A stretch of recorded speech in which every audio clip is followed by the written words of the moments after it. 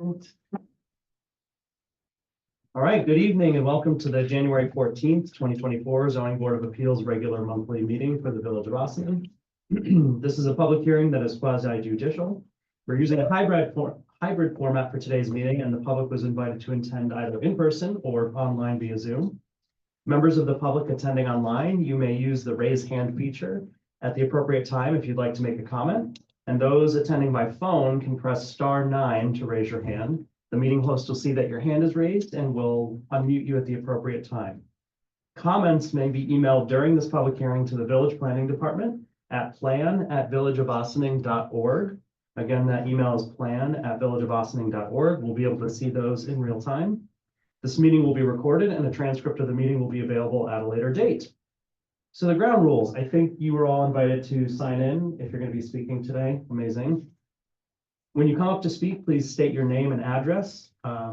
Please limit your comments to the matter, which is the subject of the hearings, where we try to keep from going off task. If any speaker is inappropriate, they will be immediately cut off and access removed. And if you need to have a conversation or take a call, please head down the hall, or if you're online, please mute your mic.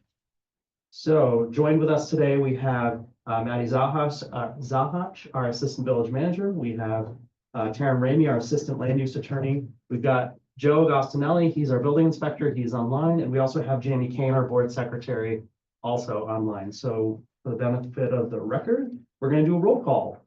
When your name is here, just please indicate you're here. Okey-doke. Brian Granoff. Here. Michael Spall. Present. Chris Asensio. Here. Erica Matias. Here. And Chair Aberizik. Here. All right, so for today, for the minutes, since we can't vote on the minutes, we have to address that or just skip it? Skip it? Great. So we're going to start off with our new business. We have 36 Snowden Avenue. This is an area variance for front yard setback for a proposed addition and a parking variance for the number of off-street parking spaces provided due to proposed tandem parking spaces calculated as one space. Who do we have here for 36 Snowden? Good evening, everyone. My name is Franklin Criollo for 36 Snowden Avenue. All right, thank you. So the public and the board get access to the documents in advance. We'll have a copy of them up on the screen. I'll also be looking at them here. So you don't need to do the full scope of the project. Just tell us why you're here. And Okay, so we're planning to do an addition like you see there on the right. It meets all the setbacks. It's just this front steps is pretty much out of the building and stuff. So that's the only thing. And then plus the tandem parking like you see there on the right. It's we have 4, but since it's one after one beyond the other, we need to get that variance also. okay. I know when I was reviewing the application, I had a question, which is there's a 3-car garage here. Is there a reason you're not using the third space so that you don't need a variance for the tandem parking? The thing is, like you see where it's placed, if we put it there, like we're not gonna be able to have enough space to come out and clear that last spot. Because of the addition? Yes. That was the only reason.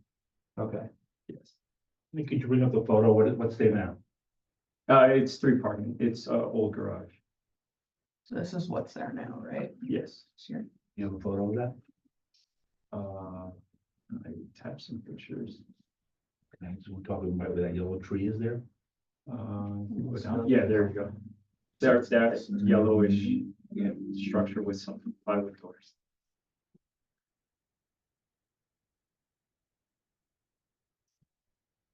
Stairs, we always have a problem with stairs. I'm not even going to address that. So the right now. addition itself complies with all of the setbacks. It's just the front stairs encroach Yeah. into the required setback. And- It's very common. I'm assuming based on how Ossining works, whoever's working on the property didn't know that the stairs are part of the structure, which we're trying to address how that's handled in the future. So the Yeah. building actually is precisely 30 feet back from the street. Yes. So totally understand the Yes. stairs. Oh, that's different. All right. That's all the questions I have. Does anybody else have any questions? No questions? No. All right. If I could get a motion to open the public hearing. Motion to open the public hearing, Brian. Second, Mike. Thank you. Hearing no objections, the public hearing is now open. Is there anybody else to speak on 36 Snowden Ave? Member of the community online, 36 Snowden Ave. All right, seeing none, could I get a motion to close the public hearing? Motion to close the public hearing, Brian. Seconded, Mike. All right, hearing no objections, public hearing is now closed. Could we run through the fact, no more follow-up questions? Could we run through the 5 factors, please? So just so the board's aware, we're in 2 different variances tonight. One is for the front yard setback for the stairs, and the other is for the tandem parking, which counts as 1 space. So they have 3 parking spaces provided, they need a variance for 1 space because it's required. And so as the board knows, in determining whether to grant an applicant's request for an area variance, the board must balance the benefit to the applicant against any detriment to the health, safety, and welfare of the community. And in doing so, you're required to consider 5 factors. The first factor, which is whether an undesirable change will be produced in the character of the neighborhood or a detriment to nearby properties will be created by the granting of the area variances. So let's talk about the front yard setback first. For the front yard setback for the stairs, this is one of the most common things we see that we maybe shouldn't see. I'm gonna say no. They're not expanding the use, they're repairing them and replacing them.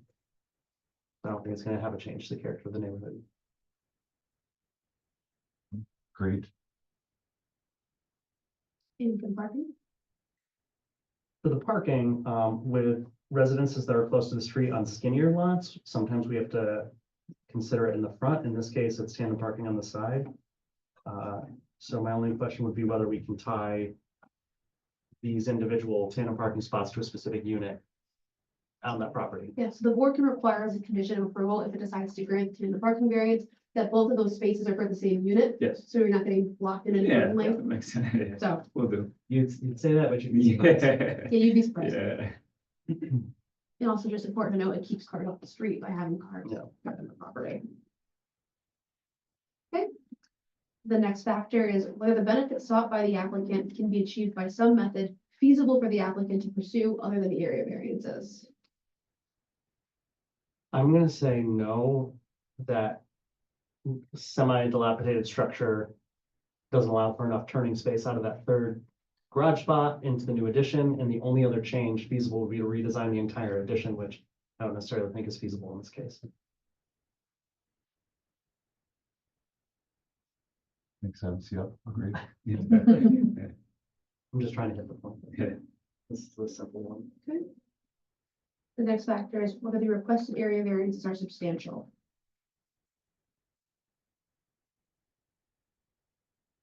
So numerically, the front yard setback variance is 8.2 feet, I believe. And then it's for 1 parking space. I don't, sorry, did you want to say something?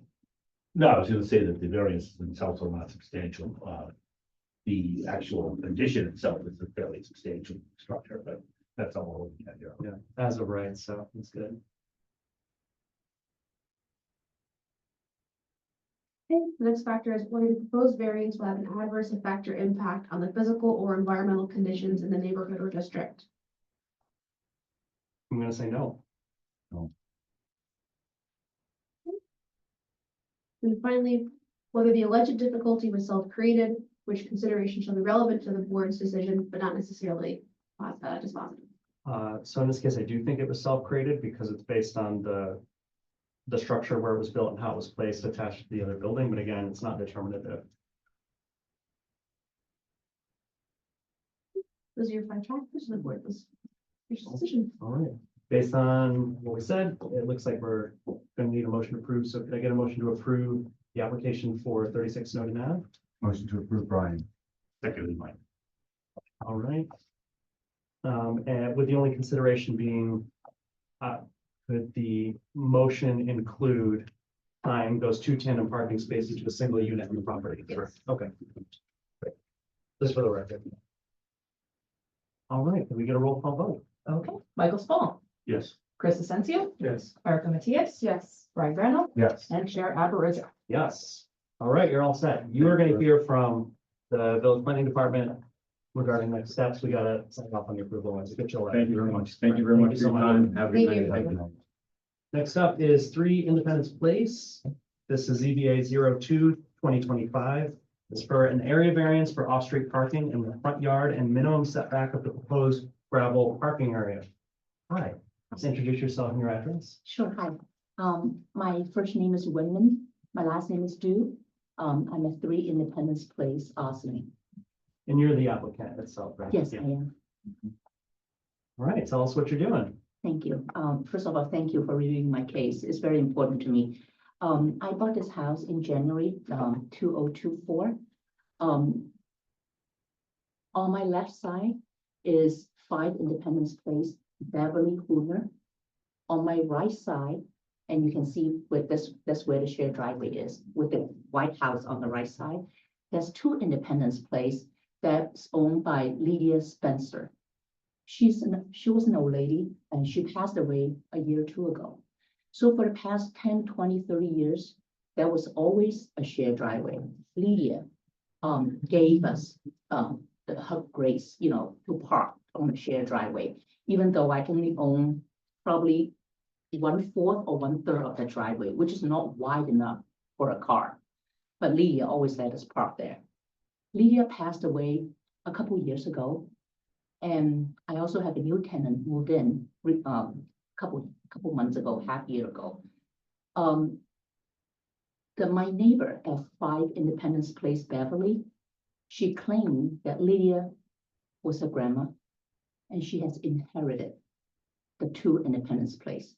Basically, on my left side is Beverly, on the right side would be Beverly too. And she doesn't have some issue with my tenant, and she does no longer allow us to park there anymore. So at this point, my tenant has nowhere, absolutely nowhere to park except on the street. So it's a real hardship. In the back, there is some parking area, but in order to go to the back, like where the car is, you need to pass through that shared driveway, which means trespassing Beverly's property. So at this point, I'm asking whether the board will allow me to convert the front gravel area into a parking area for 2 cars. Thank you so much for the explanation. We did get to look at it. The lot is one of those really long skinny lots that's 30 Right. feet wide. As the applicant stated, even though she owns the property in the back, she can't legally pass by on this side of the home because it's now trespassing because technically she doesn't own land wide enough to drive by the house to get to the. So I think that would be a consideration for a feasible alternative, which is probably one of the things that comes up most frequently is there another way to do this? And so from what I understand from GIS aerial images, you would put the gravel in a couple of years ago. There was a After, prior owner yeah. did that, yes. Oh, okay. You've had the house since when? January 2024. Oh, you Basically got 1 this year, year. exactly 1 Okay. year. So Yeah, how come that area, last year. how come that area where the gravel is, where I saw the 2 cones, the orange cones? Uh-huh, I think was the first photograph. uh-huh. How come that's not being used as a driveway now? It looks like a Um, driveway. Beverly put the cone there, Okay. meaning to warning us that nobody can pass. And I don't know the exact measurement there because I didn't have time to Yeah. measure the survey. But Beverly put that 2 cone there saying basically we're not allowed Not allowed. to go beyond anything to the right side. Okay. Oh, sorry. If you look at the site plan, which Maddie's pulling up in a Yeah. moment, you'll see there's a very, very tiny sliver of driveway on their property. The remainder is a neighboring property, and they can't. They really can access get that. 1 wheel. Yeah, one wheel, see you're that. right. One wheel on A it. really Half the tiny car. asphalt Half the driveway. Can we see how, so you notice the black line is the property line that cuts through the driveway, almost all of it? That's actually the property line, so the entire driveway is on the other owner's property that they were, there's no official easement that we looked, we didn't find an official easement or anything, so she was just nice enough to let them park there for a long time. So how wide is that asphalt driveway that's not real? You're asking me? I'm sorry. No, we're gonna try to look Sorry. at your plans here. Not wide at all, Of 2 feet max, 1 foot, maybe a couple feet. very tiny. So yeah, there's no way for them to even drive to the back. I don't even know what the consideration would be if you had to do work in the future in the backyard, but we're not here for that. Yeah. So the 2 blue lines, that's how skinny the lot is. There's nowhere for her to get to the back. And this is literally what I said in the last one. We sometimes have to consider front yard parking. And this is one of those cases. Dear board member, I forgot to mention this. I was out of town last week. I just came back. So in a rush, I talked to some of my neighbors. I have 3 neighbors here, which, Jamie was kind enough to put it as part of the application. We've got They the- agree and sign, I have a physical copy here, 3 neighbors,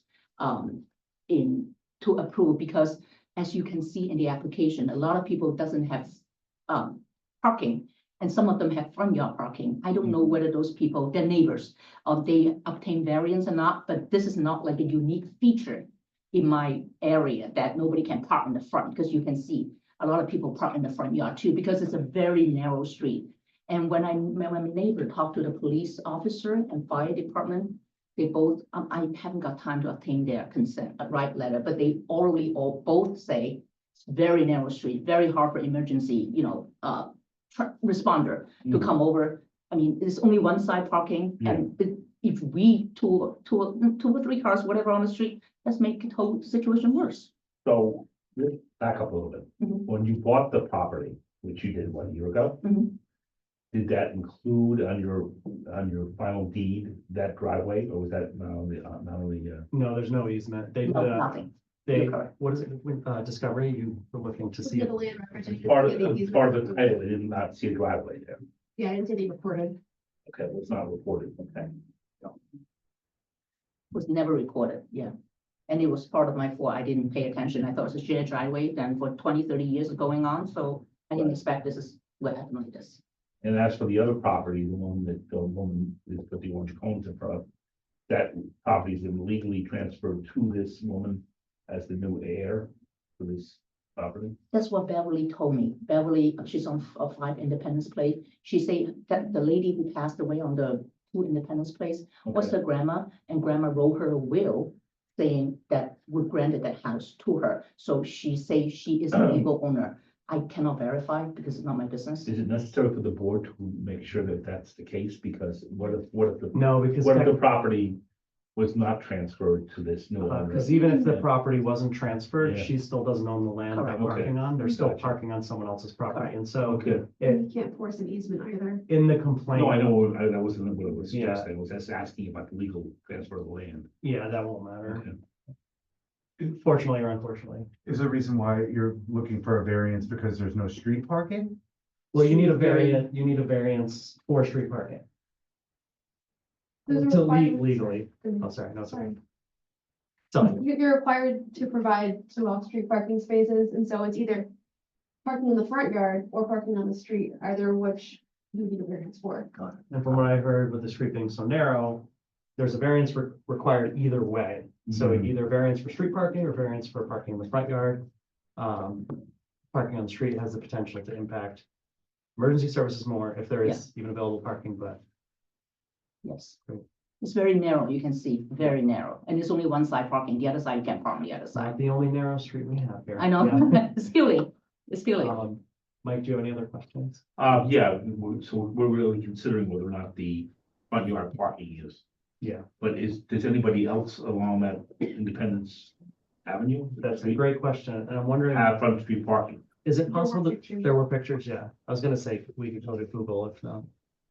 Images, for some reason, it stops Does it? at Broadway. I think Because the it street's is. too narrow. But if you go to the record, there are some photos of other houses on Independence that have front yard parking. I Okay, have it here too, if you want to. Yeah. So it's Yeah, not but unique. This was the same stuff in the record, right? Yes, Submitted? yes. Okay. Mhm. So If not, we it's would all, have that it- for- And also it's just all, it's not unique in that view, in that whole like I street. think right there. They park on the front too. Right there. And also there's 2 variances actually being considered here. One is for the front yard parking, but one is for the Oh, that's. parking area setback. It's 2 feet required, the proposed 1.6, with the Okay. variance for 0.2 feet. I'm gonna pass this over to you. Thank you.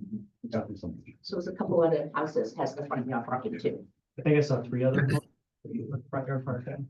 I don't know if it's legal or not, but again, that's not our Street consideration. view in here? Yeah, you can't, for some reason, do street view there. No. 17, and we're looking at, Yeah, if you go to the Three, photos that okay. have been submitted, they have some other homes that have. this would be. what, FYI, I saw the Google 12, Street yeah. View people, they just took new Okay. pictures at the end of last year. There's a precedence, I mean, that looks like, that satisfies one of the factors, it's whether or not this is an outlier, or whether or not this is something which is within the character of the neighborhood. Yeah. Okay. Yep. And the area in front, it has enough Mhm. space that it would be a legal parking Mhm. spot, obviously. would It has to be, Cool, what, at okay. least, what is it, 18 feet, or is it 9 feet or 8 feet per vehicle? 9 by 18 each space has to be, but I believe on the plan that they're proposing 9 by 18. Okay, Mhm. thanks, Joe. The voice of God. All right, I have no further questions before the public hearing. No question. Questions? I know this is like a water hose of. The one thing I would say for the board to consider is that, each property is supposed to provide off-street parking.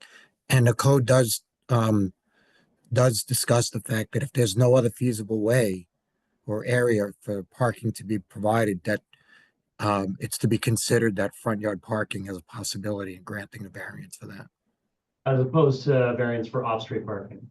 Yes, because For off-street parking. the intent is to create off-street parking and to limit the amount of parking on the street, even if it's in the front yard, although it needs a variance, it's supposed, the code talks about if there's no other feasible way or area where to put parking on the property, that front yard parking is to be considered. Because I guess the intent is more important to have off-street parking. Code considers on-street parking to be more impactful than front yard parking. Right. Good reminder. Thanks, Joe. All right, I'm good for now for the public hearing. So much. All right. Did I get a motion to open the public hearing? Motion to open the public hearing, Brian. Seconded, Mike. All right, hearing no objections. Public hearing is now open. Is there anybody else here to speak for 3 Independence Place? Before I forget, do I sign here? Yes, if you could, but you can do it Yes. when you're through. I don't wanna. When I'm done. Yeah. Okay. Yeah. Thank you. Next up, Excuse me one moment. May I just sign that I'm here to speak? I didn't sign in. I heard that I need to sign in. sure, yes, you can feel free to sign in. My name is Mary Ellen Kuhner. I am the owner at 5 Independence Place. Okay, I have lived there since 1980, August. I knew Marion, the woman before, 2 women before Ms. Du. I knew Bonnie at, 2 Independence Place as well. But Bonnie, just to be clear, as you have noted, it's not a shared parking space. There was access granted to go into the backyard of Ms. Du's house. Mhm. And that was given for many, many years. So people would park in the back, but not in the front, because that was not parking for them, or really for anybody at that point at the end of the street, right? Mhm. So it was a matter of neighborliness to do that. The current tenants have been extremely rude and actually threatening, saying that it was their property and that we must get the F off it in the front. So it became an issue for the first time in 40 years that a passage through to the back of that house became something that people felt uncomfortable with. There is space behind that house, Ms. Du's house, where one could pass through and park in the back, as people have done for 40 years on this property. I feel like the old historic lady here, but that's just the truth of it. It's never been a problem until now. Yeah. This all of a sudden has become something, that property was always owner occupied. Mhm. It is now no longer owner occupied. It is a rental property with people who really are not community oriented in any way, it seems, at this point in time. It is changing the character of Independence Place. So I have a few things I wanted to read here. Okay. Is it all right? First, I just want to make sure it's real, and I appreciate you spending time. We cannot change their asserting of rights to that property, so we can't legally allow people to drive on their property. Yes, I know, it's not for Okay. me to say, but I'm just giving the history, somebody else will speak to that. Okay. I'm just giving the history here of 40 years of good neighborly activity, no problem, people going through and passing to the back, parking their car, no issue whatsoever. Now, all And of we a just gotta sudden, keep it brief, just because I know No. there's someone all else. right, so now I have a letter from one of the other owners on the street. Is that all right, or do you want me to just give it to you? Have these been submitted in advance? No, Okay, how would you like to handle that?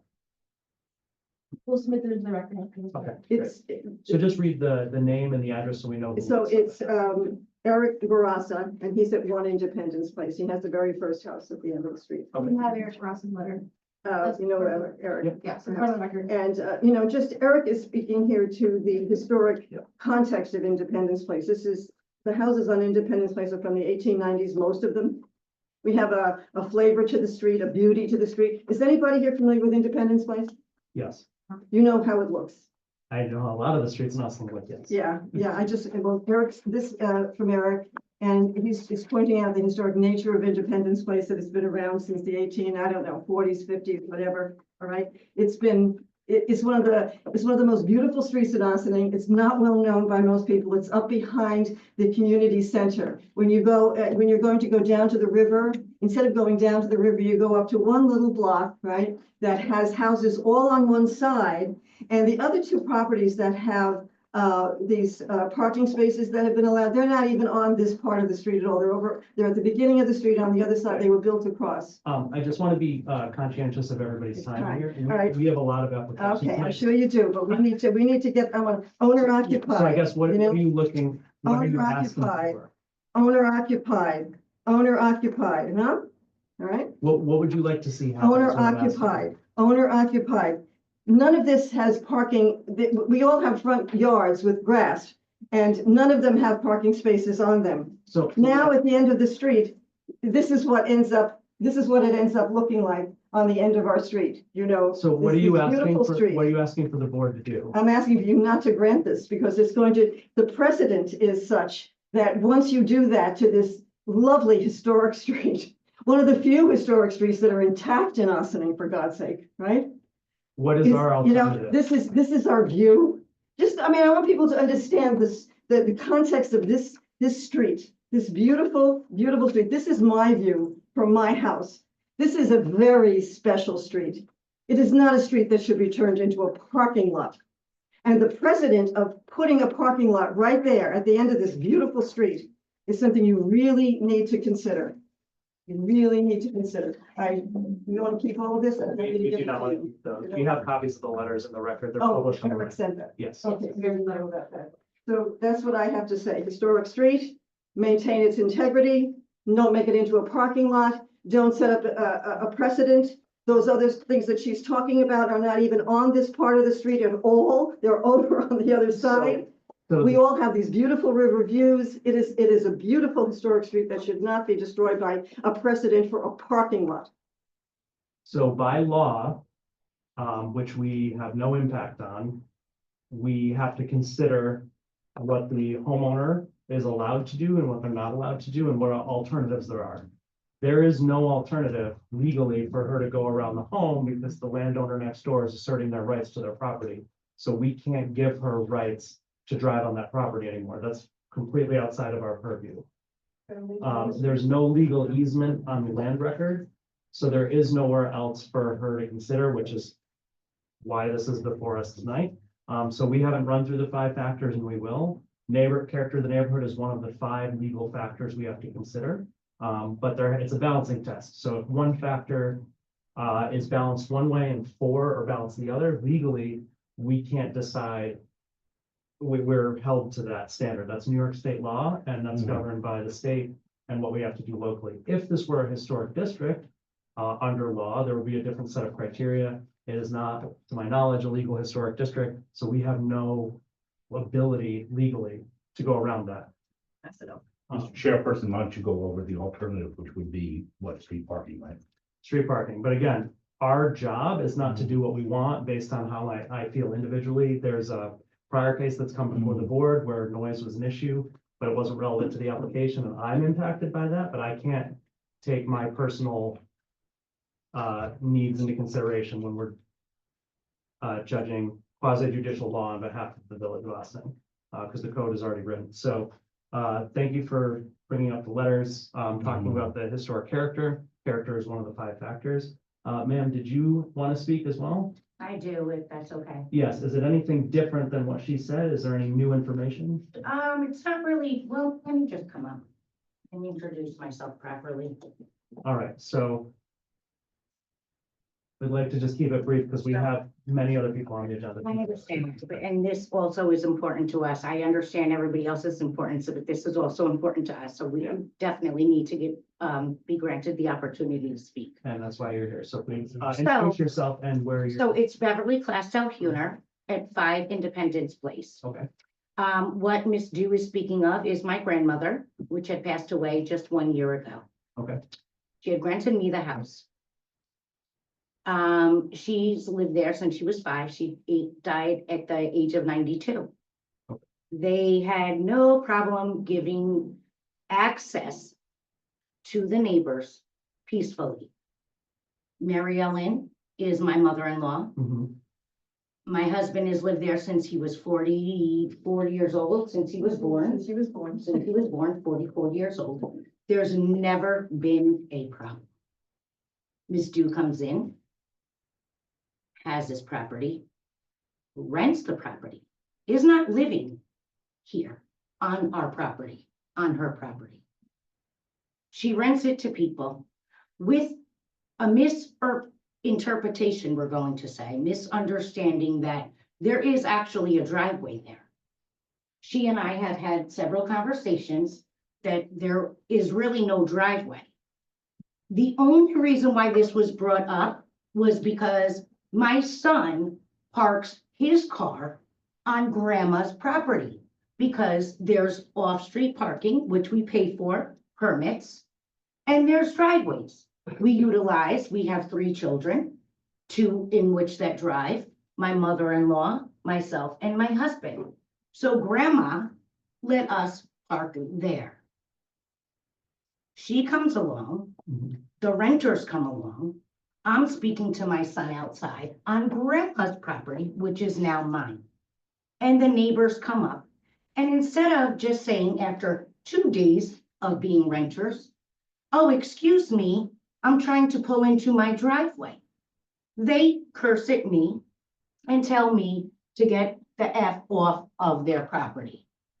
Whoa, hold on, excuse me. I'm walking, I'm barefoot. It's, August something. And I'm speaking to my son. Hold on, please. No, this is my property. I have videotapes of it. They have videotapes of it. I immediately called Miss Dew. This is a Sunday evening. My son asked me not to call Miss Dew because it's Sunday evening at 10 o'clock. I said, but she needs to know what's going on so I don't have to engage with the renters because it's not the renters I need to have this conversation with. It's the homeowner, I believe. I've never encountered this before, but this is what I'm going with. Long story short, Miss Dew and I have a conversation and she tells me that it's partially my fault because I didn't really tell them that there's no parking there. So they just assumed that there was parking there. So you rented a 2.5 bedroom house with 1.5 bathrooms to 4 people, which are now 6, no animals, which are now 2 dogs, with 4 cars that nobody can park on. Now it's my problem. I have to suffer. My grandmother and her parents allowed everybody access pleasantly. Never a problem. Now there's a problem. Miss Dew said to me, this is not my problem. I don't live here. I said, but I do. I do. Is that correct? It's just, True. I don't It's get true. involved with you and the tenant. If you and the tenant don't get Right. along, it's not my issue. So I guess my question So- is, My thing is, she says to me, I don't have to deal with this. I just want my rent. I don't care what happens. This is your problem, Beverly. No, Miss Dew, I beg your pardon. This is your problem. We have to resolve this like human beings. But with that said, buy a permit, get a tag. It's 3 to 6 overnight parking. Get a tag and park like everybody else does that doesn't have room or space or doesn't want to juggle. My husband wakes up at 4 in the morning and he leaves by 5:30, 5:45. I leave at 7. I get our children to school, our younger children. I have a 3rd grader. We do all of this and we juggle. And we also buy permits from the village to park there. Why can't they buy permits We're gonna mess up our lawn and have people parking in front of our houses where it's supposed to be a playground, nice scene. Pristine is what most of it is. Now we're gonna have a gravel and parking? I don't think so. Number 2, or number 10, whatever number we're on. The gravel was placed there because of leakage in the foundation. So in order for the previous owner to sell, the inspector said, we need to fix this because nobody's going to buy it. And every time they had a sale and a potential person came about, the inspector came. And they said, it's not going to work because you need to fix this. They fixed it and they did the gravel, they did all kinds of construction, whatever it's called, in the basement, yada, yada, did the gravel, and that helps divert the water down instead of in the house. I also explained this to Miss Dew. She said, I'm using this house for retirement in 4 years. You deal with it. When my son graduates, he's going into 9th grade this year. She said in August, she told me this. He's going into high school. We're from Scarsdale and Dobbs Ferry. I don't want him in the Ossining district. But you want to live here, I said. I'm kind of confused. So, Like, where are we going with this? So- You want to live here, you don't want to deal with it, you just want your rent. And I said, this is acting like a slumlord. We don't do this and I don't appreciate it. You're not going to come and turn my road upside down. are you willing to grant a permanent easement on the deed for them to drive to the back? To the renters that she has now, absolutely not. If she lived there, Deeds- possibly. Deeds live with the land, not the owner. Variances live with the land, not the owner. We can't be like, oh, this owner, when they're gone, sure, we'll give it. It's not how it works. Anywhere in the country. Land use is for the land, not for the people. And so the villages and the towns and the cities of the country have said, here's how we deal with land use so that all of this is balanced and together. Her feasible alternative would be to park in the rear. If she has no legal access to the rear, we can't have her park in the rear. Would you be willing, and this would not happen today in this meeting, this would be an adjournment and it would be a separate thing to discuss. Would you be willing to grant a legal easement for that property, regardless of the owner, so they can get to the back and park? Because in lieu of it, outside of that, we don't have any options. Right, so I think that we should discuss this Consider and that. talk about it, consider it, and before we make a final decision. So I just want to ask our lawyer what the consideration here would be. It's difficult to say because you are adjourning an application on the hope that an easement will come Yeah. to fruition, not knowing how long that will take. You know, if the applicant is willing to adjourn for, say, a month and see if they can come to terms on an easement agreement, then come back and report with an update, that could be one possible way of moving forward. Can we set a timeline for them to agree, regardless of how long it takes to actually grant the easement? I think we could say you can come back in a month if you'd like with an update, but other than that, I don't think this board can delay the application and hope that an easement agreement will come to terms. So, Yep. could May I we, just, may I just add one thing, though, if you look at the code section, regarding this particular issue, it specifically says that where, it says, in addition, except as provided in subsection A1, parking shall not be permitted anywhere in the front yard of any single or two-family dwelling unit, except that where the building inspector finds that due to unique conditions, compliance with this limitation will cause practical difficulties and tend to increase on-street parking by residents. He may authorize parking anywhere in the front yard of such dwellings, except for that the portion thereof which is directly in front of the principal building, exclusive garage structures. So with that being said, if it wasn't that the only place that parking was going to be is directly in front of the building, it would probably not even have to come to the board, because the determination would be that there is no other practicality to create off-street parking. And the intent of this code is that it would tend to increase on-street parking by residents, and the limitations are caused by practical difficulties. With the size of the lot, the fact that there's no access to the side yard or the rear yard, they would qualify for to allow to have parking in the front yard. And the only reason why that's not being granted is only because the parking is directly in front of the building, the front of the main house, which is why it would go in front of the zoning board. So, I understand the difficulties between the neighbors and whatever is going on between the two. But if we were going by the zoning law, essentially they'd be permitted to park where they're asking to park, where they're asking to put their parking. The only reason why it's in front of the zoning board is because it's in front of the house and not alongside the front yard in the house. And if they, can I just say this, if they do get granted the space in front of the house, which looks horrific, we're also losing 2 street parking spaces. So now, because they're parking there, right?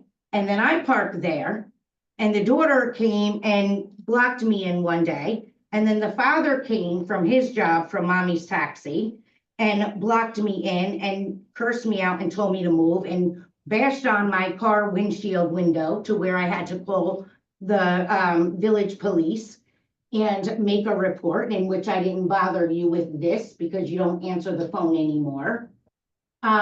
We're losing now 2 other parking spaces that are free to the public. So now my sons, my mother-in-law, and all this shuffling, now they're granted to have chaos and take away the history and the pristine beauty of our road and make it a jungle gym. And then you can't now park there because how are they supposed to get out? They can't. So, And let's also talk about the house burning down on number 1 to get access to the fire hydrant. we need to stop. This Okay, is too much. so the points- fire, the points have been made. fire This is not, safety and EMS and that should Actually- it be considered? should, and actually Oh. fire safety and EMS is what's built into the code, and it's the Okay. reason they want to keep cars off the street. We would prefer in the back, but there's no way for her to get there legally. There was for. Not legal. years. That was a neighbor being nice, but there's no easement. There's no legal Well, she easement. maybe should have thought about that before she purchased a home. That's not her fault. That's the town for restricting where people can park. No, when you buy a house, you know what you're All right. purchasing. Does anybody else want to speak onto this? Yes, come on up, ma'am. Please introduce yourself and your address. Thank you very much. Thank you.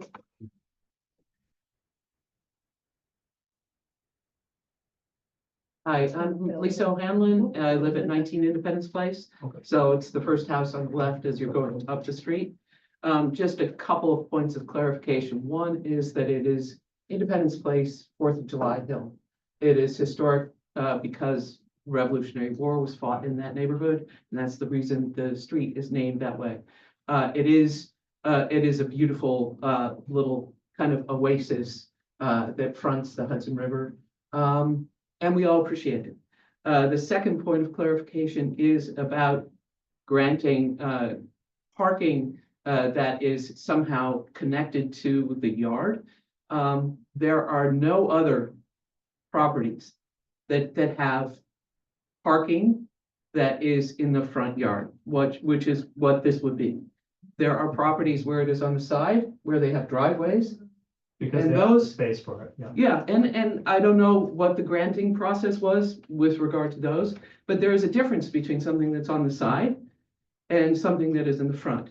So not only Beverly's point about losing 2 parking spaces, it's a very competitive street. People have too many cars, there are too many people with too many cars. That's another issue.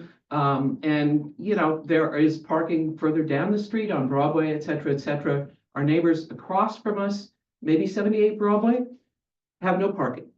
At one point, they have 7 children, and there were many, many cars. We have a pie-shaped lot that actually has spaces for probably about 8 cars. And sometimes we can't park on our own right property because of that competition. A little bit like New York City.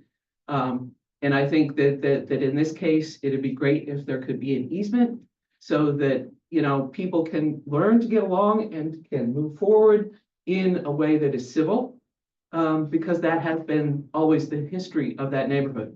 Bonnie in number 2 was a Gordine. This goes way back to the park down by the river, to the history of that particular street. And I don't believe there should be a front yard that is taken up with parking spaces. And it is a front yard. It is also, it's a kind of half cul-de-sac. It's where people who end up on a dead-end street have to turn around. So if you are actually putting cars out there and then asking for, it's like, is somebody else, you're effectively blocking the street. And it's a question of, like, if you have a truck, that sticks out. How do people actually turn around? How do emergency vehicles turn around? And I think that there is an issue here with regard to safety that is gonna have to be addressed. Just so for the record, emergency vehicles in Ossining train on Fairview Place in the historic Sparta district Sure, for the streets that are dead ends in Ossining where they can't turn around. no, So our EMS are all trained to go in one way and come back out the same without turning. I live just off of that street in the historic district. You'll also notice that I'm not speaking as an individual, I'm speaking on behalf of the board and the Right. village, that's what my job is.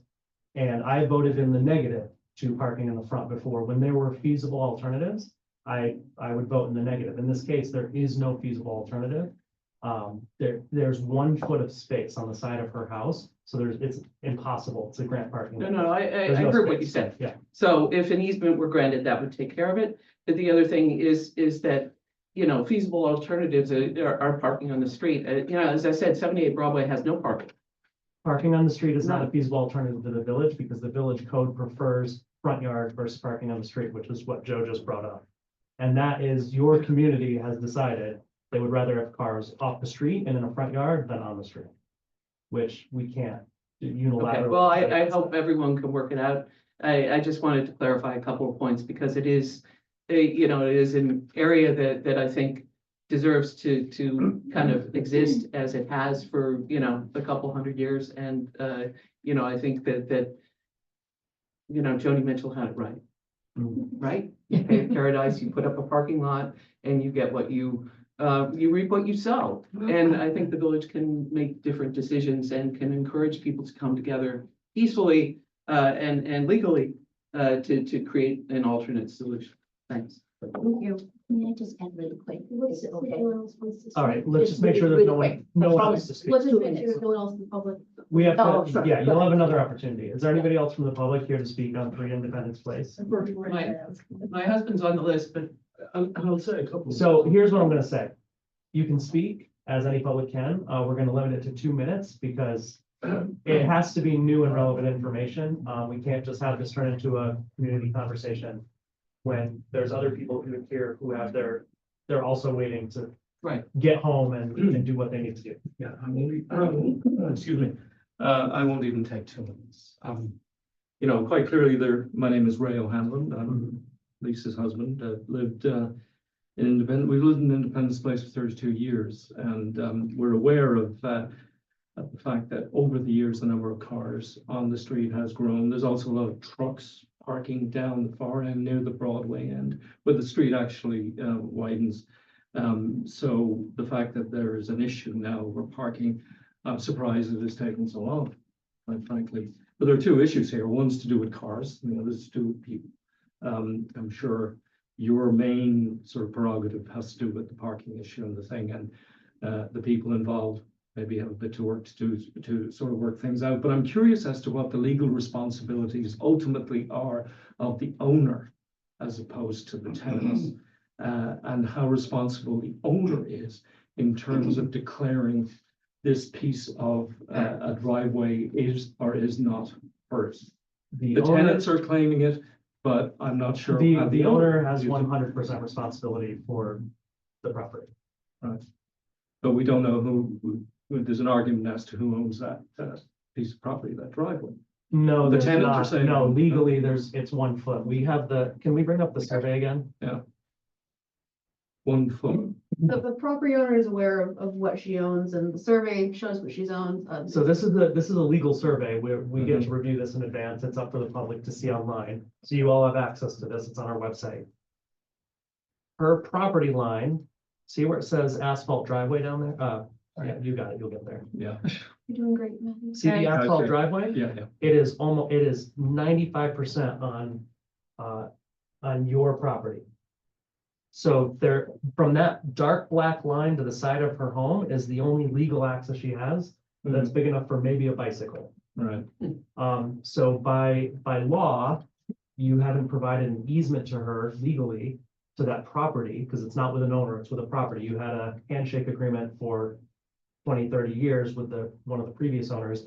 Right. That property doesn't have legal access to their backyard for vehicles. Right. So without a legal easement prior to this meeting and with the village planning department needing to get this legalized, the parking that's in front right now with the gravel, it's going to be the homeowner's decision of whether they want to proceed tonight or not. We go through the 5 factors, we discuss them, we vote on it or not. If you want to do an easement, the homeowner would have to agree to adjourn their matter. Or the board can continue with granting the variance and then can still negotiate the easement afterwards. Exactly. The parking still has to be taken care of no matter what. Yeah, as is the case for the wisdom of Solomon, I reckon. Well, I mean, I would only encourage people to try and work something out. I would choose. Unfortunately, there's only certain things that we can do at this board. This is not the village planning department. It's not. Yes, Okay, thank you. you're welcome. Thank you. Thank you. Is there anybody else left to speak on 3 Independence Place other than the applicant? All right, thank you. I promise it's 2 minutes. Just want to bring to the board's attention. Beverly mentioned is losing 2 parking spots. It's not. You can see if you park here, it's 1 parking spot on the street. No. One parking spot. So even if it were, I'll tell you based on, we're partially held to Right. decisions we've made in the past where even when I voted in the negative, if the village code says you need 2 spots off street versus on street and there's no alternative, it doesn't matter because you would just take up those 2 spaces on the street anyway. Yes, correct. So But I it's just want to confirm, if you allow me to park in the gravel, it's losing 2 one spots. spot. Second, regarding the After 45 easement, years. that, one copy, please. Regarding the easement that I'm going to use, one of the suggestion, I just want to tell you that in the back, it's only 1 car you can park. 1 car. That's the back. Well, Okay. and we can't even discuss that because there is no, it's not part of this I application. understand, but I just want to tell you, not both car can park in the back, even with the grant of easement. But you can see the picture, it's very narrow. in Yeah, the we back. have a copy of those. Yes. Excuse me, I have just one question about parking, just because I want to know about legally, if I park somewhere, if this thing goes through and she gets this in front of her house, this parking space, does that become like a driveway where you can't park in front of it? Correct. So she can't park in front of it and we can't park in front of it. We'll get ticketed. She can't, I don't think legally park in front of it. Yeah. Because I know if we park in front of if we park in front of our own driveway and the police come at night, they can give you a ticket. Right. For parking in front of your own driveway. The same thing would be the So case. the same thing would be here, Yes. that now this becomes a non-parkable spot, Correct. for everybody. Yeah, and that's where enforcement, that comes into play. And we don't have any visibility to that, but that's how that would work. Right, just, I want to know so that, because Yep. I have the on-street parking permit. I'm the one who parks on the street, so I will be the one most affected by whatever goes on here. So it would be treated the same as every other driveway and how it's enforced. Gotcha. That's what I thought. All right, so with that, could I get a motion to close the public hearing? Motion to close the public hearing, Brian. Seconded, Mike. Thank you both. Hearing no objections, public hearing is now closed. Could we run through the 5 factors, please? So again, as the board knows, it's to balance the benefit to the applicant against the health, safety, and welfare detriments of the community. The 5 factors, the first factor the board must consider is whether an undesirable change will be produced in the character of the neighborhood or a detriment to nearby properties will be created by granting of the area variance. Don't forget, there's 2 variances here. Mhm. One is for the driveway setback and one for parking in the front yard. I have a question about the undesirable, because that's like a lot of the public commentary, it's that it's gonna create an undesirable effect.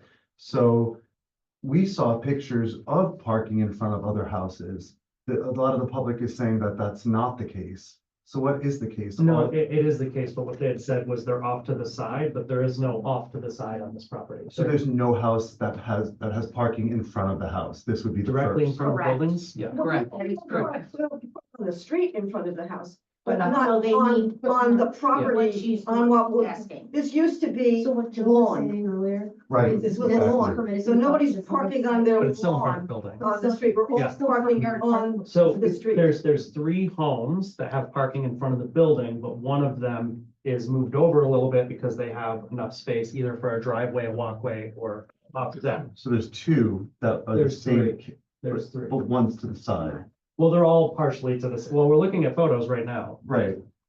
So that one looks like it's to the whole right side of the. But that's still front yard parking. Yeah, Right. it goes right up to the So half the side. structure's got no parking in front of it. All the others are to the side. But that looks in front. But But the it- home, but it the is home front yard has no parking. side. Right. There is no side to the home. It has 1 foot of space. No, I know. So, I get that, but the parking that exists now is on the side, right? And there are driveways, right? Yeah. So it's not the same. And this is the Right, side. and they just paved that without any complaints, that's what happened. And this is definitely on the side of the house. You can clearly see the front of the house is facing the street and the parking is on the side. But the asphalt goes from the street to the house, which is one of the considerations. It's there, it's the front yard. Yeah, but that house wasn't built, that house was built well after all these other houses. That was built So- on the property and built that way. It wasn't built with a front lawn ever. So, That one looks in front, right? The one, well, that's this one. oh, that is one this one, front, okay. Yeah, and that's the next property driveway on the other side. So there's no other houses that are like this exactly where it's like right up to the stairs, right in front. Because with the other homes, they have enough space and they're given, they can be legally granted, as Joe said.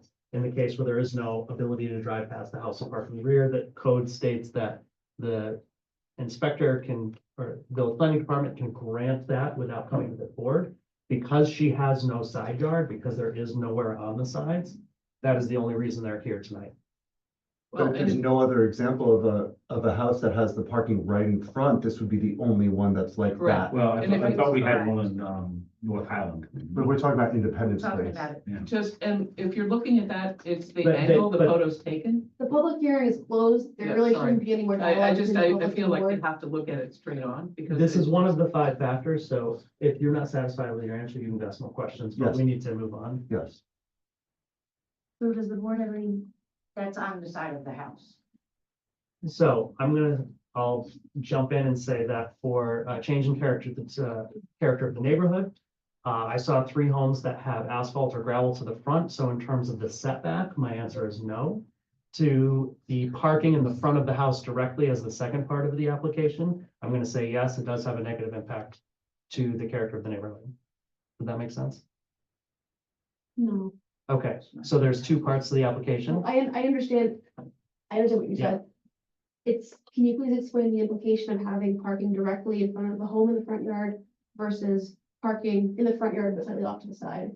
Correct. This is not my personal opinion, so Just for the record, yeah. for the resolution. So for the setback, there are 3 homes that have gravel or asphalt in the front yard, as the village categorizes the front yard, going from the home to the street. And so for the setback, there are 3 other examples where the setback has been approved. And that's consistent. Correct. Where there is parking directly in front of the house, it will be the only example of all parking directly in front of the house. And in that, I would say it has a negative impact on the character of the neighborhood, as discussed during the community portion. I agree with Kyle. I agree as well. But to distinguish, it's not the only house with parking in the front yard. Correct, yes. And that, yeah, you got it. That's the Yep. part. Okay. So the next factor is whether the benefit sought by the applicant can be achieved by some method feasible for the applicant to pursue other than the area variances. Now, this is where I wish there was an easement granted prior, but that's not the case. The application is before us today. And unless the homeowner indicates, which she did not, that she was willing to adjourn to discuss that, we're voting on the application today. So that being said, there is no feasible alternative because the village code says to preference the front yard versus the street. That's the law that we have to follow.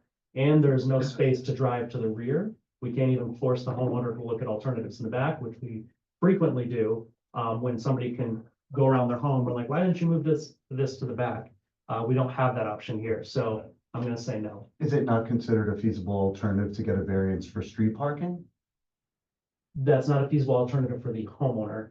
Because we are then taking it into our own This isn't a hands. variance. Yeah, they need a variance We're gonna get rid of the regardless. variance. If it was, they needed two Got it. variances and then it goes down to one variance, that would be a change. This was something in my neighborhood with the parking that I didn't like but had to vote for, where I didn't want them to park in the front yard.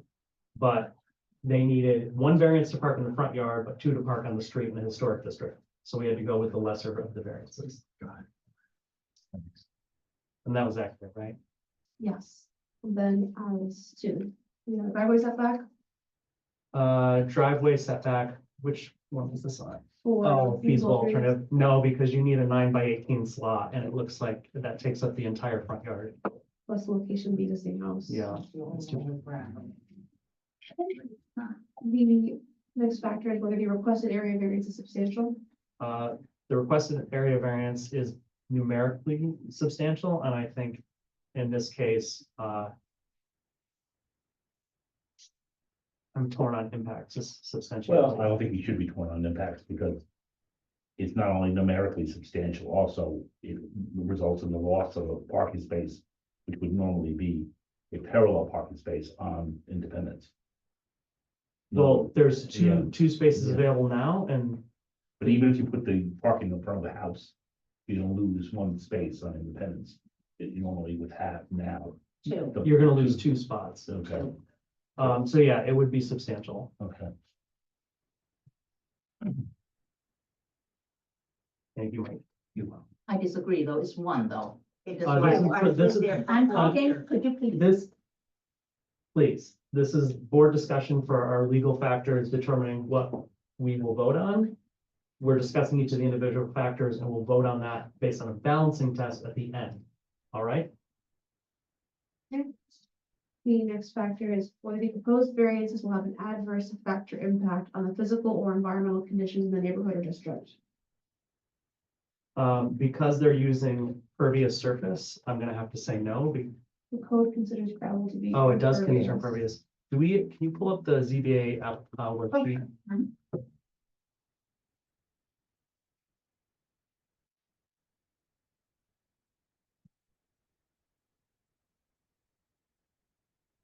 I don't remember the impervious coverage. Oh, so they have a lot more available. It's a big lot, It's a large, it's just really skinny and long. yeah. Okay. So even though that's considered by the village to be impervious surface, it doesn't apply. There's no environmental negative declaration. So.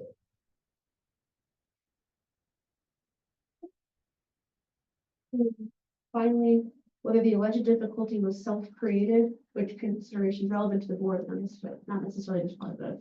So self-created usually applies to a lot of lots in Austining are very skinny. We have a lot of lots in the village that are skinny. That is not a person's fault that it's a small lot and we have 5-foot setbacks on the sides, 30 in the front. That's just the nature of the way the lots are sized.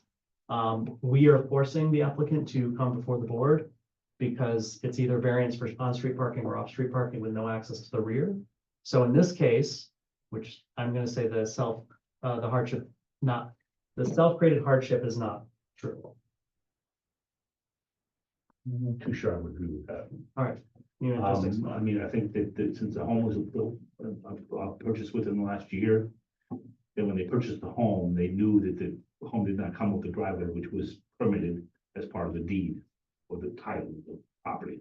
And as such, the fact that they were using the goodwill of the next door neighbor to park in the rear of the building is not germane here. Just for the discussion or for the voting for the 5 of us, would you remind us where each of those are leaning based on the notes you took? Yes, so the driveway setback seemed relatively straightforward. The board seemed to be in agreement that that was okay. It was the parking in the front yard. The board felt that with respect to the character of the neighborhood, there is an undesirable impact in the sense that it will be the only property with parking directly in front of the residence. However, there are other properties with front yard parking that are slightly offset, so it's not entirely out of the character of the neighborhood. In addition, the board considers the off-street parking desirable to the on-street parking. Okay, so the first one was split. The first one is split. The second one, feasible alternatives, the board recognizes there's no alternative to the requested front yard parking variance because the alternative is off-street parking. Substantial, the board does consider the variances to be substantial, both numerically and in terms of impact. Environmental conditions, the board does not consider to be substantial because it's only about coverage requirements and self-created hardship. There's some difference in opinion about whether or not this was self-created. So it's not dispositive, but it's a split on the self-created hardship as well. And I think just one thing to consider, Michael, with respect to self-created hardship, is you have to look at the positioning of the house on the lot as well. It's not just like the circumstances that the applicant walked into, it's also the layout of the property itself. So it's a, Okay, well, we've had other circumstances with regard to properties that are on bad streets. One of them would be Yates, for example. Yep. Where people wanted to expand their home and there was no alternative but to park on the street. And we actually asked them to do a parking study in order to show whether or not they could park. In this particular case, there is no parking that came with the home. Thus, we're asking for parking. And the only alternative is to put it in front of the building or on the street. yeah, that was a use variance application, wasn't it? Yeah. So that's where the board stands. So it is close, but I'm gonna ask for, and this is, so let me just go over the rules to how this works for everyone. If it's a motion to approve and that motion is seconded, you're voting whether you approve it or not. If it is voted to not, if the motion is to not approve something, you're voting yes to say no. Does that make sense? If you're voting no for something, if there's any confusion, just ask before you make your vote. But Do we do the two separately? I would like to do the two separately. Okay. We're gonna vote on that again.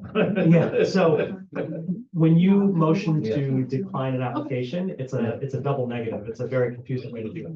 So my intention is to motion to approve, and if you don't approve, you just say no. It's easier than, I think, than doing a motion to not Okay, approve I understand. and vote backwards. But we're gonna do a vote on each individual item. We're gonna vote on the setback requirements and the no parking in the front yard. There are two separate things. Just to remind you, the setback is easily leaning towards granting. So that's definitely gonna be me suggesting a motion to approve. It is the parking in and of itself in the front yard, which is the second part of the ask. That'll be our second vote. So the only thing we're voting on now is whether we are willing to give them a variance for the setback in the front yard. We're not fully on the parking. So could I get a motion to approve the setback portion of ZBA 07-2024? Motion to approve, Brian. Second in my. All right, can we get a roll call vote on the setback? Okay, Michael Spall, Yeah. Brian Grano, Yes. Chris Asensio, Yes. Erica Matias, Yes. and Chair Aberrizza. Yes. Now, here's a tricky question. Since this is all part of one application, what happens if there's a negative on the second half? It's the whole thing. They'll have to, well, the driveway setback variance was granted, so that's approved. If the board does not vote for the front yard parking variance, have to come back for an off-street parking variance. Okay. You're required to provide parking. Yeah, of course. We are forcing them into a variance situation by law. So one way or the other, we're gonna have to do one or the other. So could I get a motion to approve? And this is where you'll vote no if it's no, and yes if it's yes.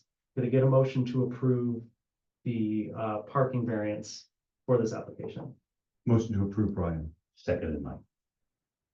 Can we get a roll call vote, please? Michael Spall, No.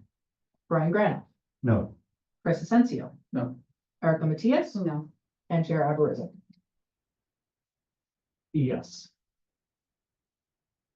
So I think I have to.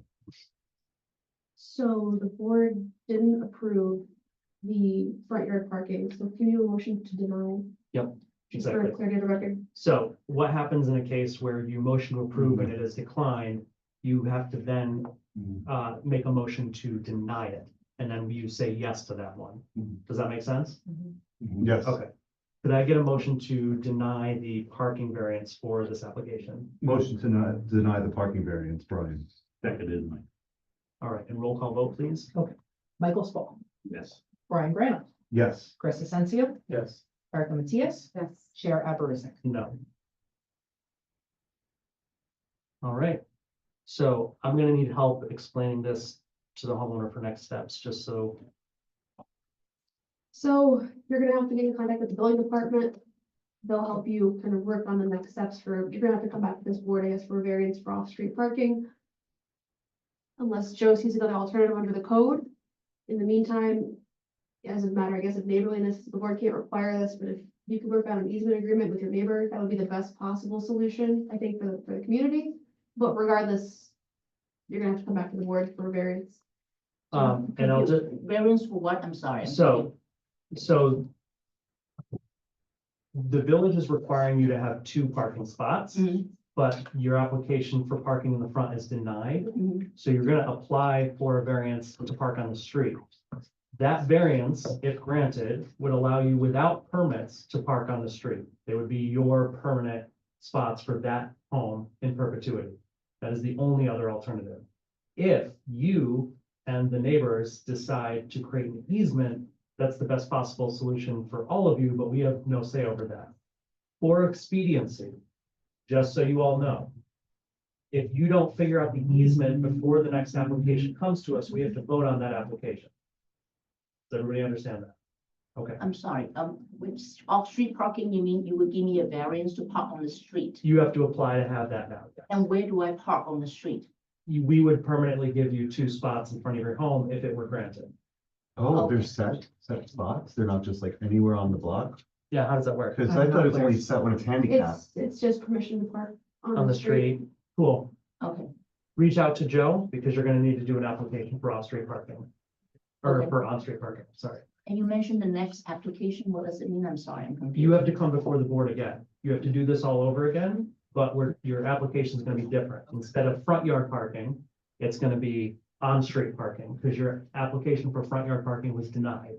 Okay, so I will apply for a off-street parking on Independence No, Drive, on-street parking. on-street, oh, okay, Yes. on-street parking on. If you have any questions, Joe, am I correct in saying you can help her with that application? Yes, she just has to, we'll help her to, submit a new application with the correct, variance request. Okay. No, And the hardship parking permit is good for any block in the village, not just one block. It's Right. good for any that are part of the hardship parking program, Right. which is a discrete list of streets. Got it. Yes. So let me understand, if I don't get the on-street parking variance, I can't even park on that street? I'm confused. well, it's gonna be tricky for us to deny you something that we're requiring, is my understanding. It's you're required to provide 2 parking spaces for a single family home. And you're supposed to be providing them on your property, so it's the variance to provide those 2 parking spaces on the street versus on your property. If Yeah. that makes sense. So I'm allowed, once I grant the variance, I can park on the street for 2 spots? I don't want to get into the details today because you're gonna need to apply, so you have a very specific, I don't want to give specific guidance right now. This is not the form for this. That'll be when you apply for it, they're gonna explain that. And I appear in front of you again? Yes, you'll be here Okay. again. Same thing, different spot. In park, Okay. park. Okay. To be there today. Yeah, you can still get a parking permit, so you can legally park on the street. It's a variance to provide the required parking for the home. So you can get a parking permit, and you can park on the street, but your property is required to have 2 parking spaces. It's a variance for those 2 spaces to get permit for. So Joe will be able to help you with the logistics of all of that. Yeah. Okay, We won't be able to run through the explanation, here, okay, understood. okay? Thank you. Thank So I'm you. done, right? You're done. Okay, I need to sign. Thank you. Thank you. No problem. All right, next up, we have 3 Marble Place. This is for area variances for the front yard setback, for the front porch and side yard setback, for the rear yard patio structure. This is the one that would be complicated.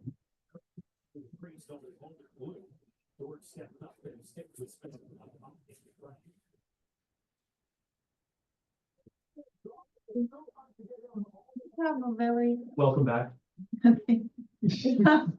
unusual shape of a lot. It's almost like a 3/4 of a pizza. If you look at the survey. You have 3 front yards, right? So it's a complicated situation. Now, we're doing some repair work on the front porch, which is in the front yard, and it's protruding, lots of steps protruding as well. So we are seeking relief from front yard variance for 7.3 feet. Hey, Joe, I think your mic is on. Not anymore. Oh, that wasn't you, that's people down the hall. Okay, sorry, Joe. So we have two cases, that there's a front porch and there's a side porch. And that one requires 7.3 variance, but these are all existing conditions. Nothing new.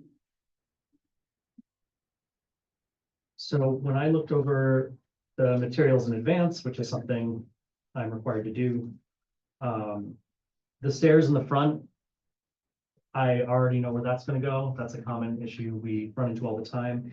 My concern was the roof over the concrete porch. How close it was to the, Well, that's supposed to be coming down. That's gonna be replaced because it was built. my concern is not that it's there, it's that it's so close to the property line. So, for,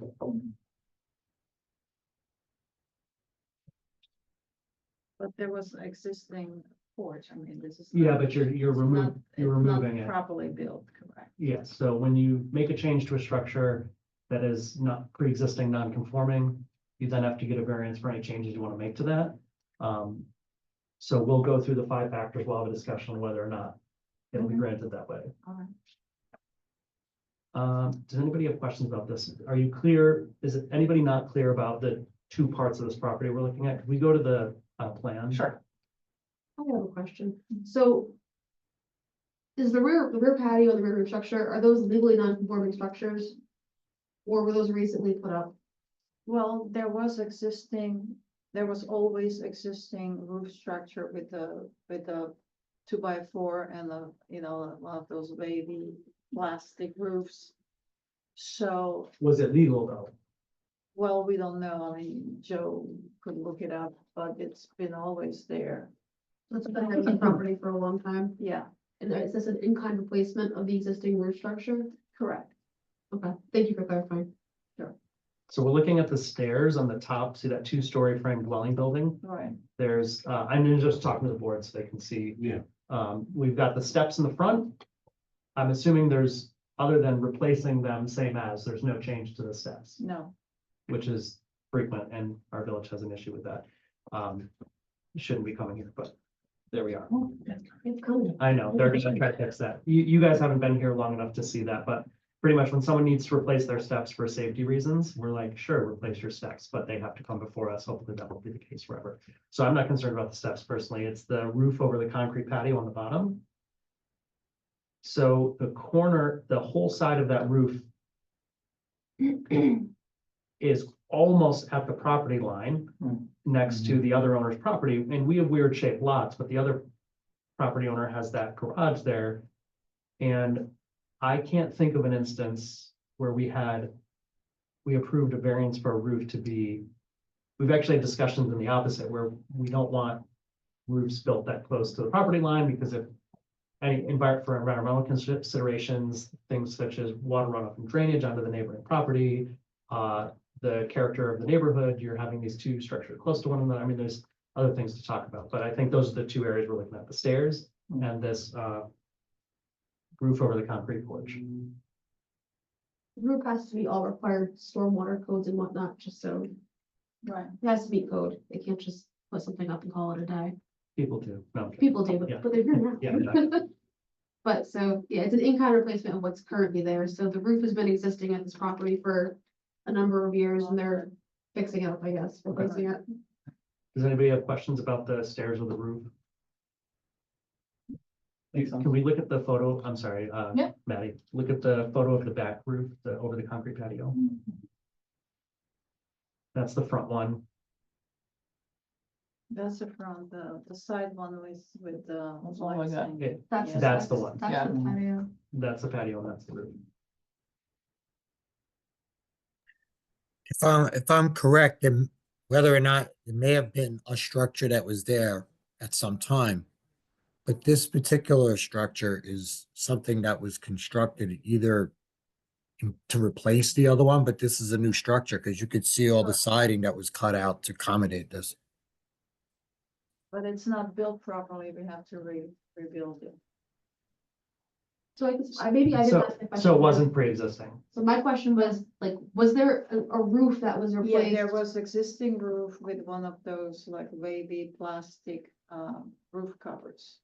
And it was dilapidated, so the homeowner decided to put new pieces of wood there without permit, without having proper design. And does this new roof occupy the same exact dimensional area Exactly, same as what was as replaced the- without permits? And I guess the question is even the previous roof structure, nobody knows when that was constructed and it, being up against the property line, this is a replacement of a structure. And as we've always done, if somebody removes the structure and puts up a new one, you're subject to the setbacks of today. That being said, anytime where we have somebody trying to legalize something that's gonna be built new from the ground up, so they're not changing what's there, they're ripping down what's there and putting a new structure there, correct? Yeah. New roof. The intention of the code is to take people further away from infractions and violations, to push them closer to the code, even if we don't perfectly get there. Right. So my consideration personally would be asking if the homeowner would be willing to Shrink it. shorten Yeah, the roof yes. to get it further away from the property line. Definitely. We want to reduce the non-conforming. use. Reduce the non-conforming use, yes. So they really basically need to pull it away from the property line rather than try to push it toward the property line. Well, yeah, I mean, it's. Oh, It just right, sits there. It's there, and with that overhang, it might actually be over it. Yeah, So But- the variance is 7.3, so how far you would like us to move it to the left? 3 feet? I wish I knew where the window was on that home, on the plan. I know where it is, there's a window underneath that awning. There's a door, so Well, the door's all the way against that corner. and this is there is two doors. going a little fast here, the roof over the concrete patio. I see in front of that, it says something about a slate. Look a little lower there. Slate patio, is Right. that related to that? Is it a walk, there's a walkway from the Yeah, it's a concrete it's a patio? barbecue area that. All the way this down is, to the street from leading to, yeah. No, not to the street, it's properly set back. Okay, but why would they put a wall there in front of that slate patio if it didn't relate to the concrete pad? It's a barbecue. So if I Fire stepped pit. off the concrete pad, would I step on the lawn and then have to walk over to the No, slate it's patio? all patio, All patio, yes. But I don't So- think that's part of the application. okay. It's, The reason why I'm bringing it up is because that is obviously a smaller width. no, See, no, since where it says 12.7 there, Yeah. Yeah, that area there, where the slate patio Yeah. is It's a not a much shape lot. smaller width-wise. So we could Yeah. match it. oh, you were So asking I'm to saying, match that walkway. I'm suggesting an alternative here where they could match that Yeah, I agree. walkway, which go, or whatever it's called, it goes out to the slate patio. I wish we knew how wide that was, 'cause don't we have to specify Yeah. that in the? Yeah. I think in this Yeah. instance, you'd want the applicant to come back, Okay, showing the With that revised proposal, plans, because okay. you have to be able to approve the specific variance. so for tonight, I think one of the considerations is we move to consider the stairs up top, Mhm. so we can get rid of that, Okay, and that's done, and then adjourn this so that you can show a In plan line. with the changed roof in all right, line, that's and fine. I think that would make your case easier, Very good. okay? Unless you want the board to wait and vote on both the next meeting, but it's up to you. What would you prefer? Maybe you could say we move it over 3 feet, at least the variance becomes 4, 3. No, what I'm saying is, no matter what, we would have to adjourn to have you show new plans for that roof. Okay. It would just be, are the stairs time We sensitive? can, or it wait? are the tears time sensitive, or can they wait till the next meeting? For both? No, the stairs up on the, Well, I would clear the stairs tonight if we can. all right, so let's do that. Anybody have questions about the stairs in the front? No. Or the back? No. Could I get a motion to open the public hearing? Motion to open the public hearing, Brian. Seconded, Mike. Hearing no objections, the public hearing is now open. Is there anybody here to speak? JB, do you want to speak on this property? Is there anybody online to speak on this property only for the stairs? All right, seeing none, can I get a motion to adjourn the public hearing? Motion to adjourn the public hearing. Seconded, Mike. All right, hearing no objections, the public hearing is adjourned until we come back. Because we're. Actually, okay, got it. No one's gonna raise it. Exactly, okay. So could we run through the 5 factors for the stairs? So this is just for the front yard setback for the stairs. It's 2.7 feet to the steps, so the total variance is 27.3 feet, because 30 feet is required. So of the 5 factors, the first the board must consider is whether an undesirable change will be produced in the character of the neighborhood or a detriment to nearby properties will be created by granting the area variance. No. I agree with Brian. And I think the reasoning would be, it's replacing same as, and it's not the only home in that area with steps that need a variance for the same reason for the setback. Next factor is whether the benefit sought by the applicant can be achieved by some method feasible for the applicant to pursue other than the area variance. I say no, it's not feasible. They'd have to remove the porch to put steps there, and I still think they'd be in violation of the setback. So, no. Next factor is whether the requested area variance is substantial. What is the setback requirement? It's 30 feet, so they need a variance of 27.3 feet. I say it's numerically substantial, but not impact substantial. Agreed. This is what it's normally like. Next factor is whether the requested variance will have an adverse effect or impact on physical or environmental conditions in the neighborhood or district. No, I live there too, close by, and I could vouch for it, no. And finally, whether the alleged difficulty was self-created. I'm gonna say no, specifically in regard to the steps. This happens every month, pretty much. Maybe not in the future soon. But yes, based on the lot size, shape, and the location of the egress in the rear, no, I don't think it's upgraded. Giving you more legal stuff versus just saying no. The stairs, just get copy and paste. Yep. All right, so it looks like we're poised to have an approval. So could I get a motion to approve the application ZBA 132024 only for the rear yard setback for the stairs? Motion to approve the rear yard setback for the stairs. Brian. Seconded, Mike. We'll get a roll call vote, please. Okay, Michael Stahl, Yes. Brian Granoff. Yes. Chris Asensio. Yes. Erica Matias. Yes. And Chair Avarizik. Yes. All right, so stairs you can start with right away. Once you get that approval letter from the planning department. Resolution. Resolution. Which I will sign and then we'll, Well, we'll be here next week. No, next month. next month, yes. So, So just to reiterate, so we're all clear. Based on what Michael was asking, it seems like a reasonable suggestion, having the ceiling or the in line, yeah. in line with the external features. Assuming it makes sense from a traffic point of view. Right. And as a last step for this one, could we get a motion to adjourn this application to the next meeting? Motion to adjourn, Brian. Seconded, Mike.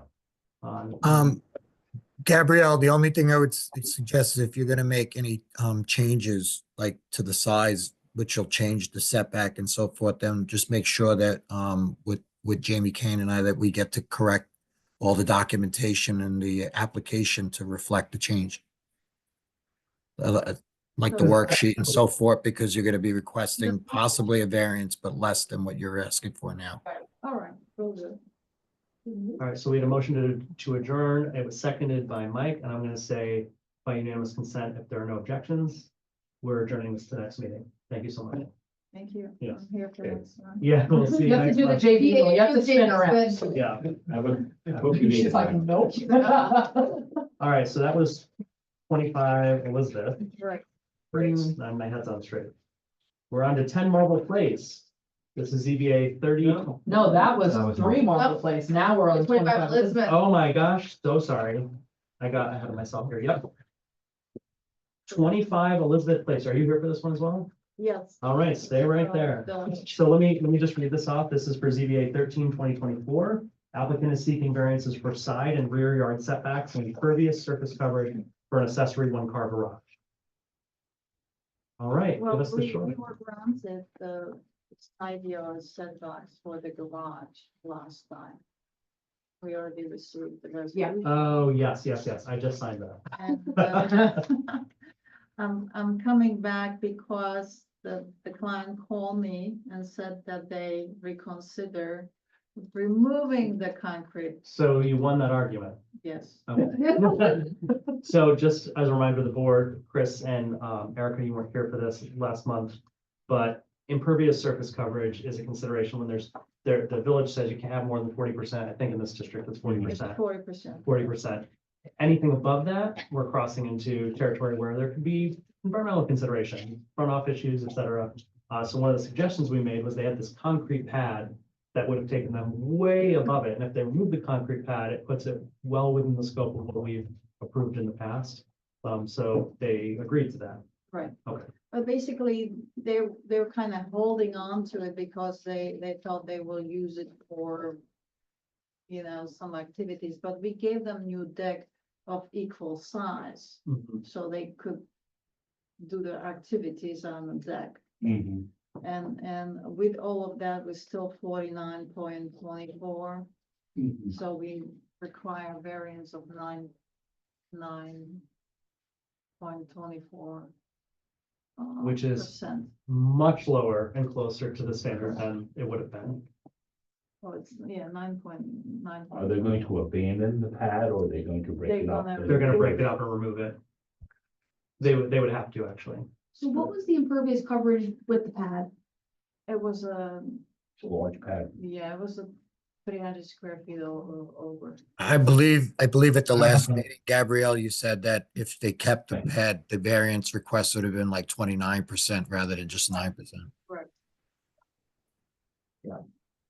And so just because I don't have any questions because I reviewed this, but maybe someone else does. Do we want to go back to the plan? I'm sorry. For 25, it's up a little bit. One more. Oh, geez. Yeah, I know. I did the same thing. I keep getting messed up because of the page. Just ready for JV's application? I am ready. I'm ready. Ready for secret? So right there, where the red outline is, that's the, where the housing, how was this explained? That's Building the envelope. building envelope, yes. And so the pre-existing wood deck is the dashed lines off the rear. Do you see that by the step?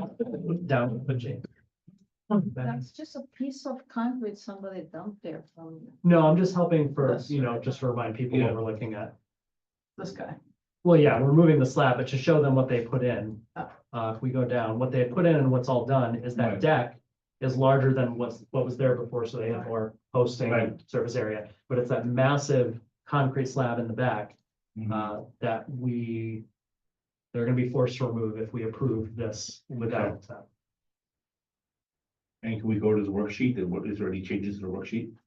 They actually did the worksheet without the pad as a consideration. We caught that in the last meeting and brought that up, which is why they're back before us today.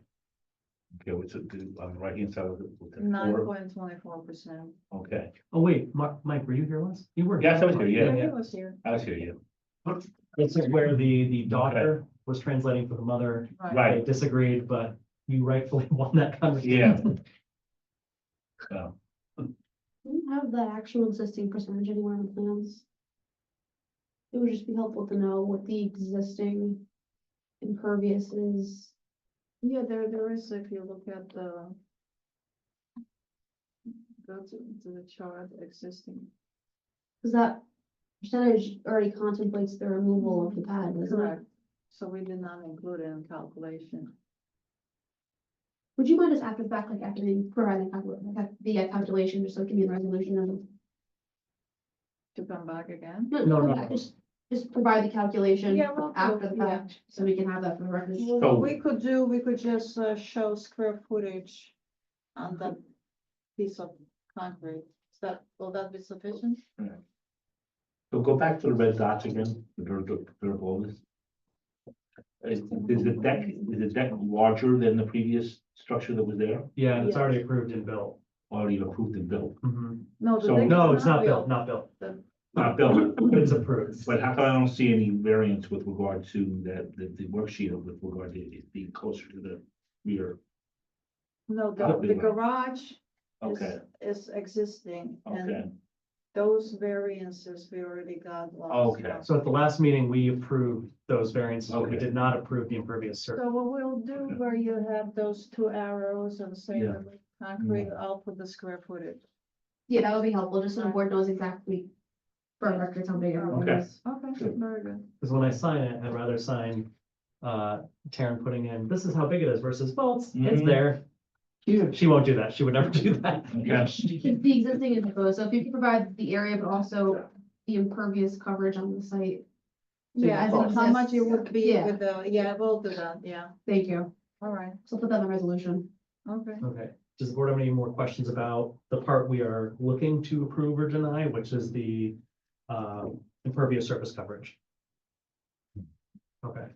Can I get a motion to open the public hearing? Motion to open the public hearing, Brian. Seconded. Is it real? If there are no objections, the public hearing is now open. Is there anyone online to speak about 25 Elizabeth Place?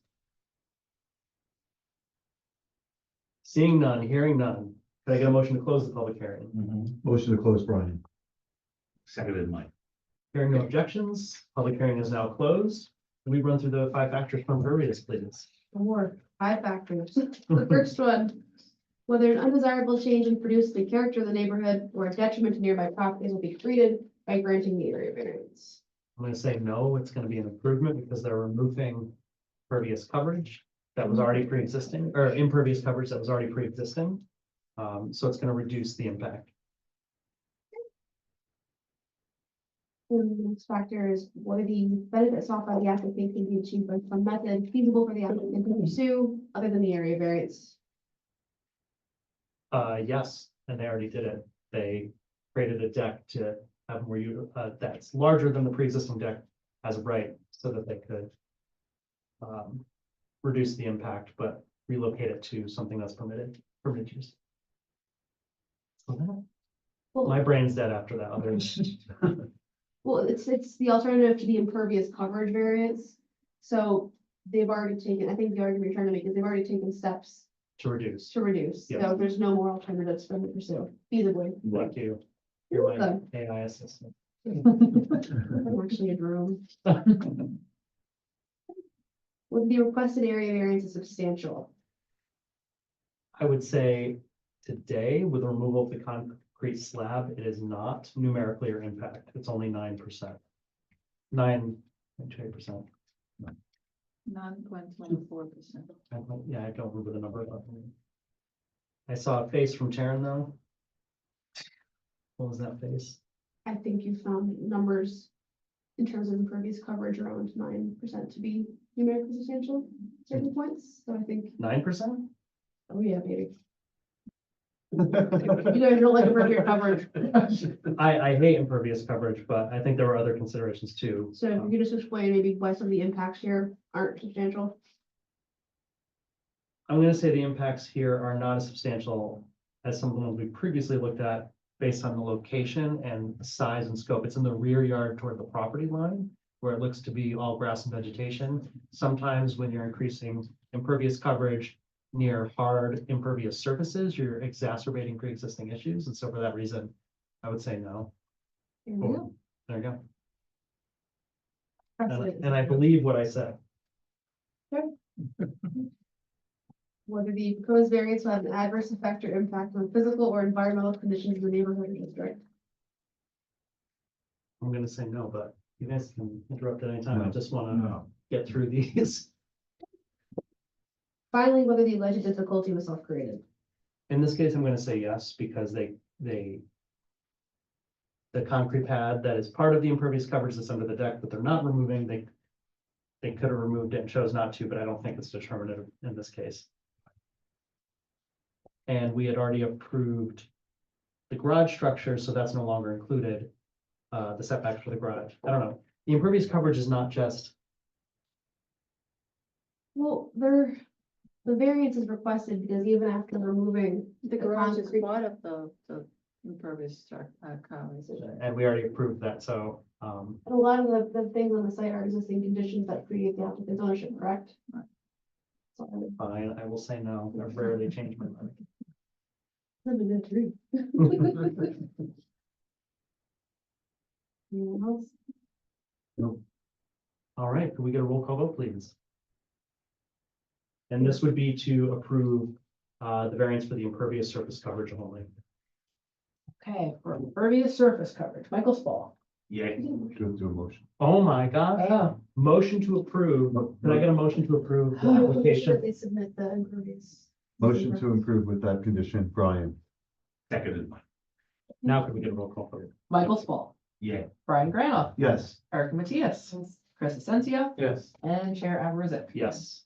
All right, you know the drill. Thank Seen it you. before. Thank you so much. Thank you.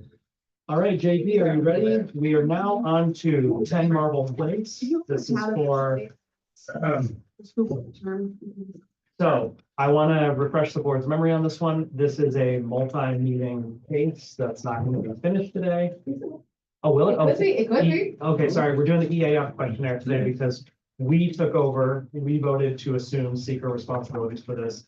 We can talk about seeker later. It's the environmental review for this property. Normally, it's done by the planning board, but because so many of the variances requested apply to us, we took over the seeker form. So we're gonna go through these list of questions.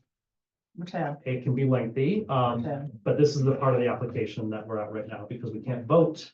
We couldn't vote prior to doing this. These are for two new homes, right, We JP? go through it for, Yeah, Jimmy, if you want to just, yeah, because I know that. Yeah. Yeah. I'm sorry, you want the 10 marble that you can press Yeah, down? please also make sure you sign in, sir, and Oh. identify. So we yourself. haven't been good about this. We're gonna be very strict now. Oh, okay. Let's say how it is.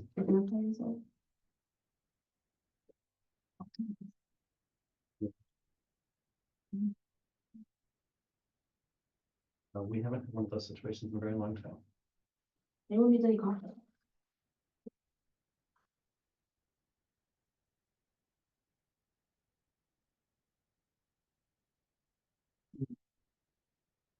Full sign Thank you, sir. JB? Okay, so this is a property, 10 Marble Place that has this one lot with two structures on it. And what we've been trying to Maddie, do you do, mind showing the pattern? yes, Yeah, it's located at the end of Marble Place. And what we've been trying to do with the client is to want to subdivide the property into, so we have less of the non-conformity. We have one house on each lot. And that has led us to, when we do this, because of the size and the location of the property, to require several variances. And the reason, as the client wants to do it, as she said it herself in front of the trustees, she doesn't want to be a landlord, so. so pretty much she lives in one of the homes now. Yes. Again, it's not really about, it's about the property and not that specific home or at that specific time Mhm. necessarily, but one of the justifications in front of the board of trustees, which is different than what we're doing today, was she's a landlord for one of the properties. She wants to split the property in two and have them just be two separate lots. But because of that, they're automatically going to create variances needed because they're gonna be so close to property lines and there's gonna need to be an easement for the driveway and all that. So we'll end up with two addresses Two addresses. Yes, and two homes that could be sold separately. yes. Correct. And if you move just a little bit, it's kind of Okay. on the top, the schematic, you have a picture Yeah. that kind of shows that, those are the two separate lots. In the area shaded in the center is the easement that they have to share driveway. There's no construction, there's no site work. They're literally just splitting the site, so they have a house on each tax lot, and then despite needing a lot of variances, is actually almost more conforming in a way, because the code requires one principal dwelling per lot. Right now, you've got two, so it's gonna And this isn't the first time fix that. we've seen this. It's just this is a weird shaped lot like many of them We still do need to go through all of them. So, does anybody have any questions about this one before we open public hearing and go through the 5 factors? Well, it's not just about the two secret show before. you- Oh my gosh, the EAF, Jesus. So, as Kyle alluded to, the, the planning board felt that the zoning board should be the lead agency under secret, since all the variances relate to the subdivision itself, no actual construction or site work. And just for our members, secret is triggered when an agency such as the zoning board has a discretionary review of certain actions. There's type 1, type 2 illicit actions. This is considered an unlisted action under secret, which requires an additional environmental review. So you as the board are required to review the environmental assessment form that Jamie provided. And also, we're gonna go through this part 2 in just a moment and determine whether or not this application has any potential significant adverse environmental impacts. And the keyword there are significant and adverse. They have to be significant and adverse, not just minor impacts. But if the board determines that there are no significant adverse environmental impacts, the board will adopt what's called a negative declaration. And that allows the board to vote on the variances tonight. If the board finds that there are potential significant adverse environmental impacts, the board would adopt what's called a positive declaration, which then results in a very long environmental review process. It's called an EIS that adds about 9 to 12 months to the whole process. So that's just in a nutshell what this process is. It's required by state law. So JB had provided a part 1 of the EAF, his application. Are there any questions on that for JB? Has everyone reviewed it? So basically, what we're looking at is just that cross-hatched area where the 2 driveways are gonna intersect with each other. That's really the basis of what we're judging. No. No, so this application, so let me read off the I agenda. thought there was more of a change. No, so there's no Nothing's change, changing. nothing's changing. Okay, But they're creating 2 lots out of 1, yeah, and because it's gonna create 2 substandard non-conforming lots. So because of that, it needs a bunch of different variances. So would you mind putting up the site plan? Plat or something?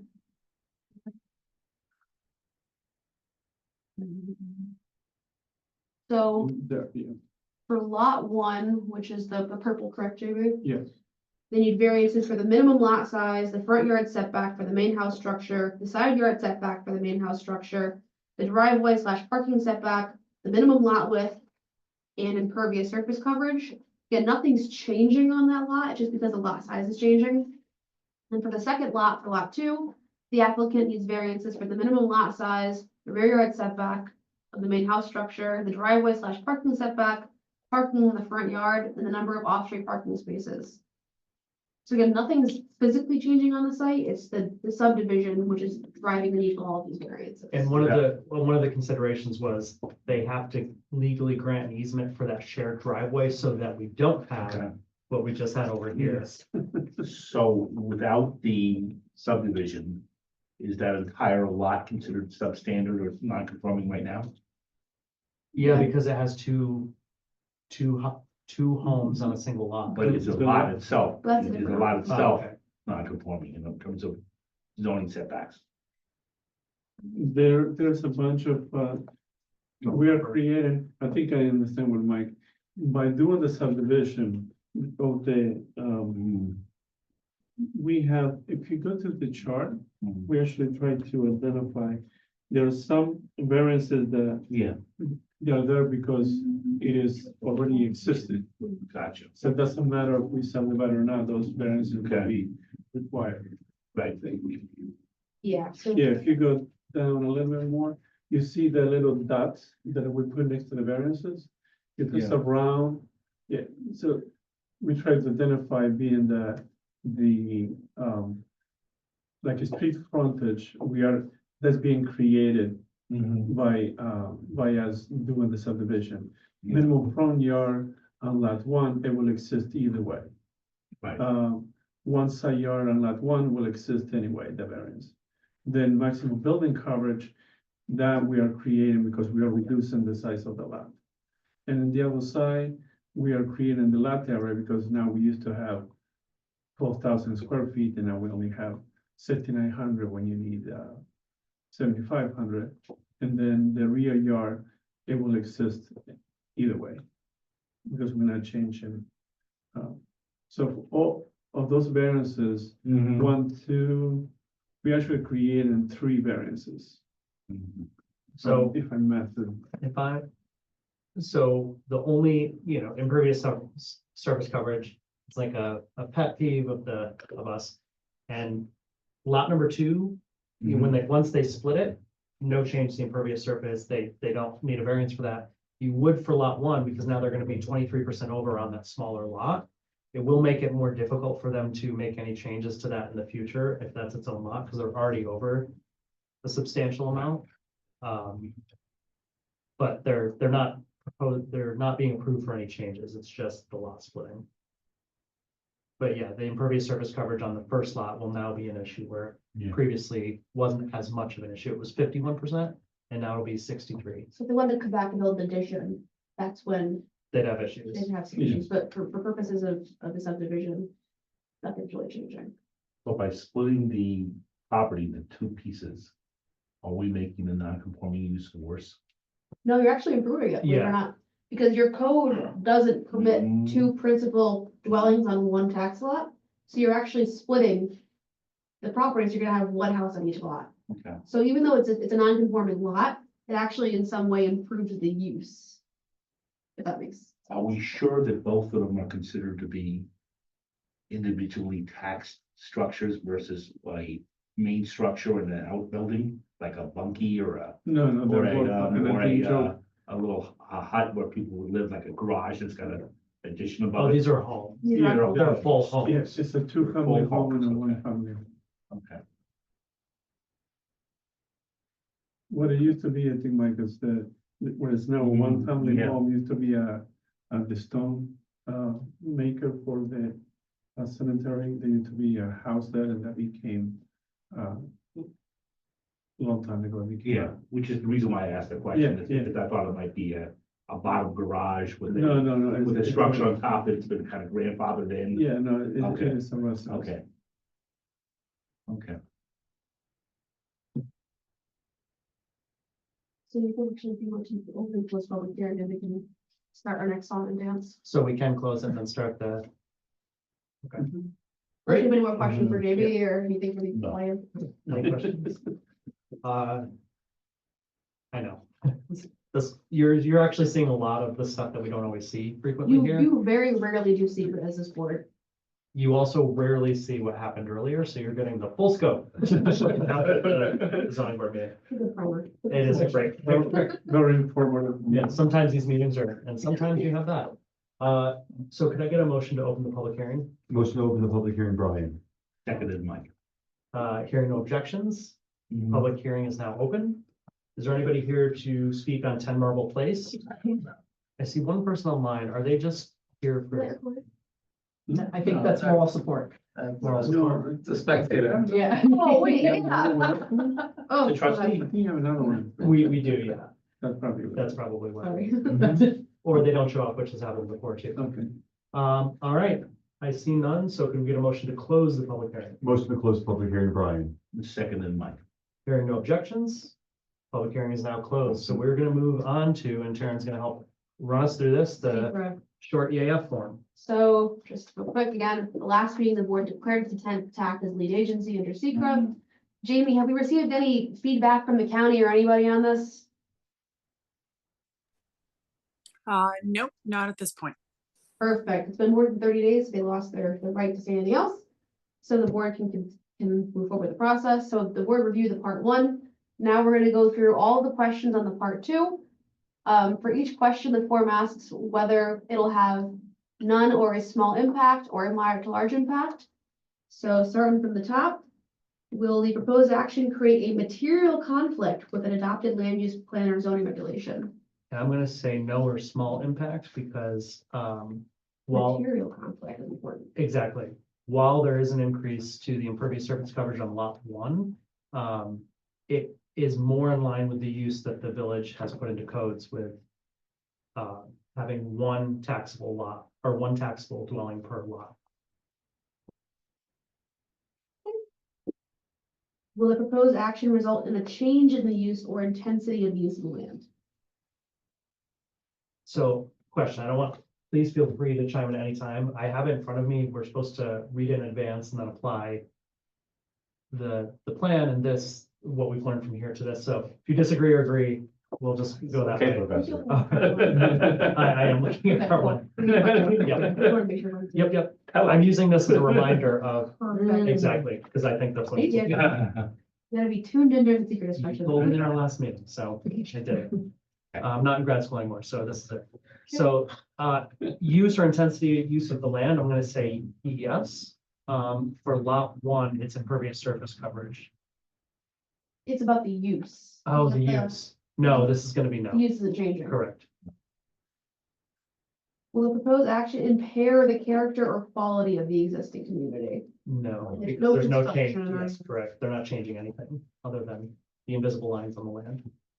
Will the proposed action have an impact on the environmental characteristics that cause the establishment of a critical environmental area? No, Will the proposed action result in an adverse change in the existing level of traffic or affect existing infrastructure for mass transit, biking, or walkways? no changes. Will the proposed action cause an increase in the use of energy and it fails to incorporate reasonably available energy conservation or renewable energy opportunities? No changes.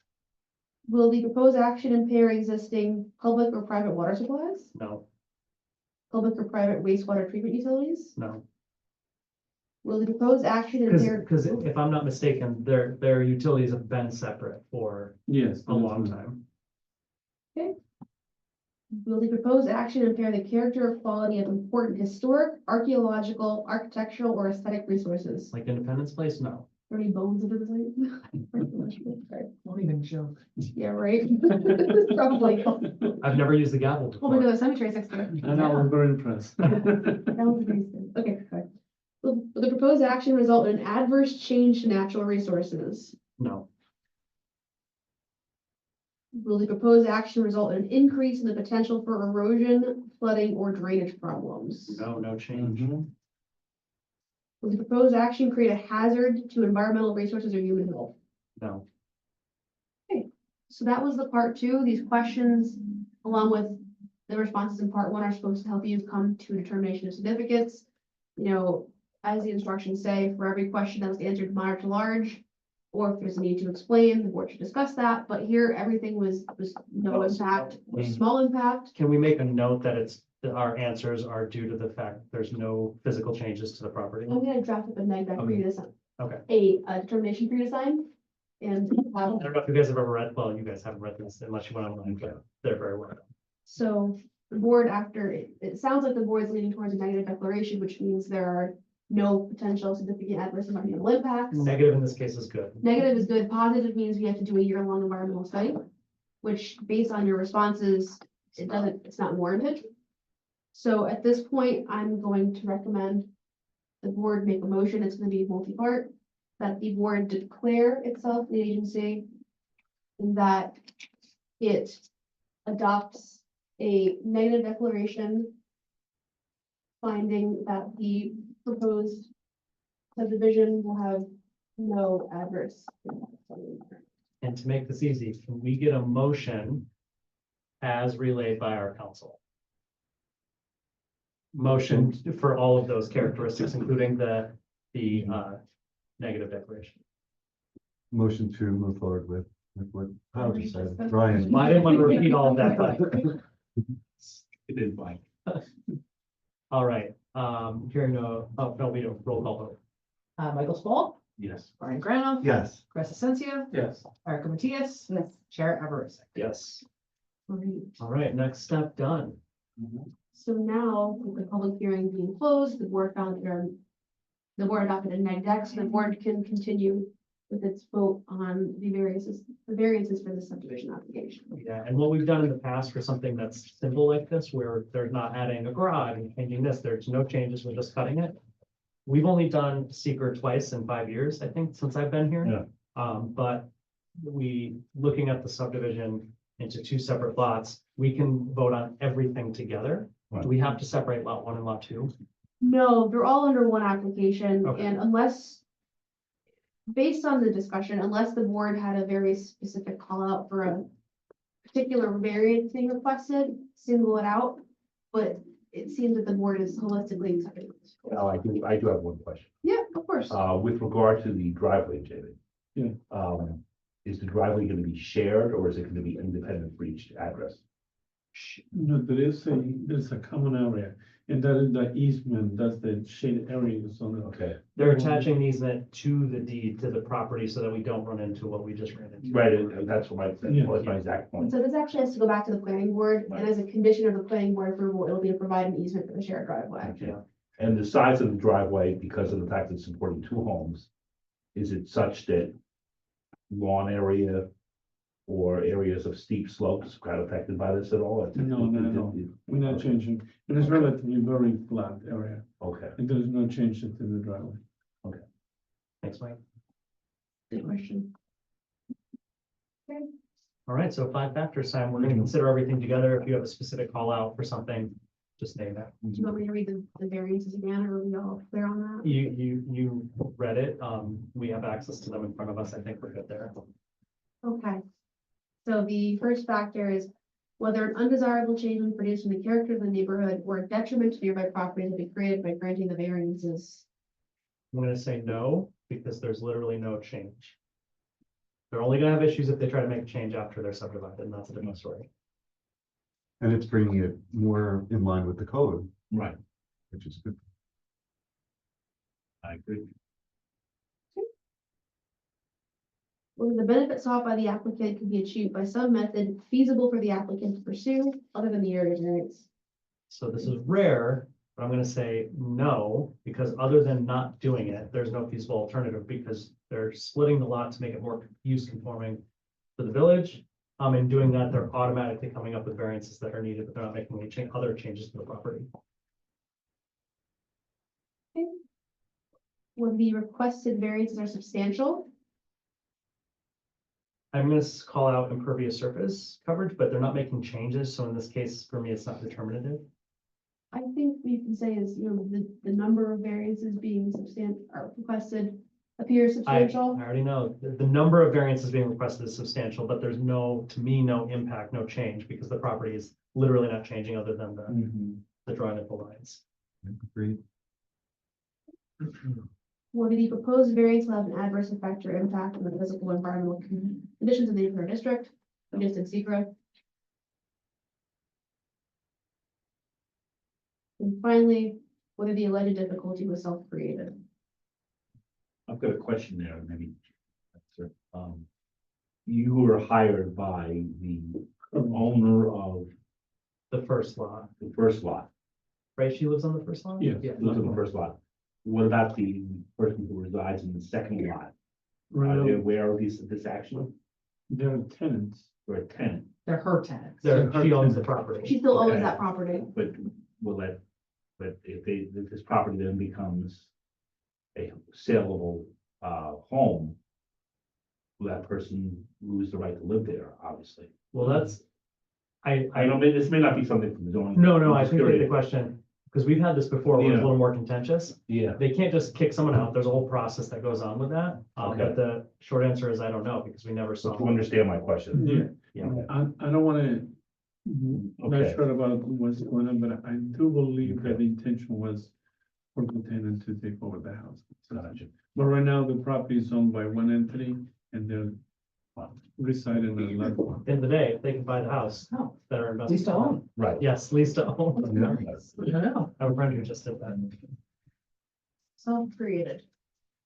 I'm gonna say yes. Well, I have to say yes. yeah, it's weird because, The other property is this. yeah, I mean, when you buy a piece of property with two homes on it, I mean, yeah. I So don't even. it's pretty I don't obvious. know. So, Yeah. yes, it's Please create self-created. your client's. Yes, Well, you said there's some association with the cemetery, right? yes. That's- there It was the is one. stonemaker, you said the mason? Yeah. So this is a situation the property owner walked into. It's not really. Yes, so It self-created. didn't yes. cause. Well, they walked into it, but they are deciding to, the change is subdividing the lot, so they're putting themselves in the position of subdividing the lot to create the variances. Which is what I think you were saying. Yes. Again, for me, it looks like a 4 out of 5. I have a point system with all these. This was not done. Yeah, of course. So it looks like we need a motion to approve the application. Motion to approve, Brian. Seconded, We can roll call vote, please. You know, Michael Spall, yes. Brian Grano, Yes. Chris Asensio, Yes. Erica Matias, Yes. Chair Aversa. Yes. JB, you know the drill. Won't even explain it to you because you already know. Wait for your set. And now we're going back to. Back to the planning board. Yep. And the village board. We're discussing you again tomorrow. What? Do I have to? You know, They should really look. You have the night off. Yeah. Good night, Jackie. Thank you. All right, last on our continuing business is 133 State Street. Oh, wait, there's a door right here. Wait, Natalie Nguyen? No, that's Isabel Wynn. Oh my God, that's your wife. I just did the same thing. So I'll do that. after. shout out Isabel. So nobody's here for 133 State It Street. appears not. All right, so do we adjourn that or just leave it as is? Just leave it. Just leave it? All We right. didn't even open it, so. Could I get a motion to adjourn today's meeting? Motion to adjourn today's meeting, Brian. Seconded, Mike. Hearing no objections, meeting is now adjourned to our next regularly scheduled monthly meeting. Which is. Thank you so much. And welcome to our 2 new board members who just got a fire hose of information. Welcome. Great. Good night, Joe. Good night, Jamie. Good night, folks. Good night, Trustee Thank you. Fritchie. Good night, Isabel. Good night. Rachel, Kyle.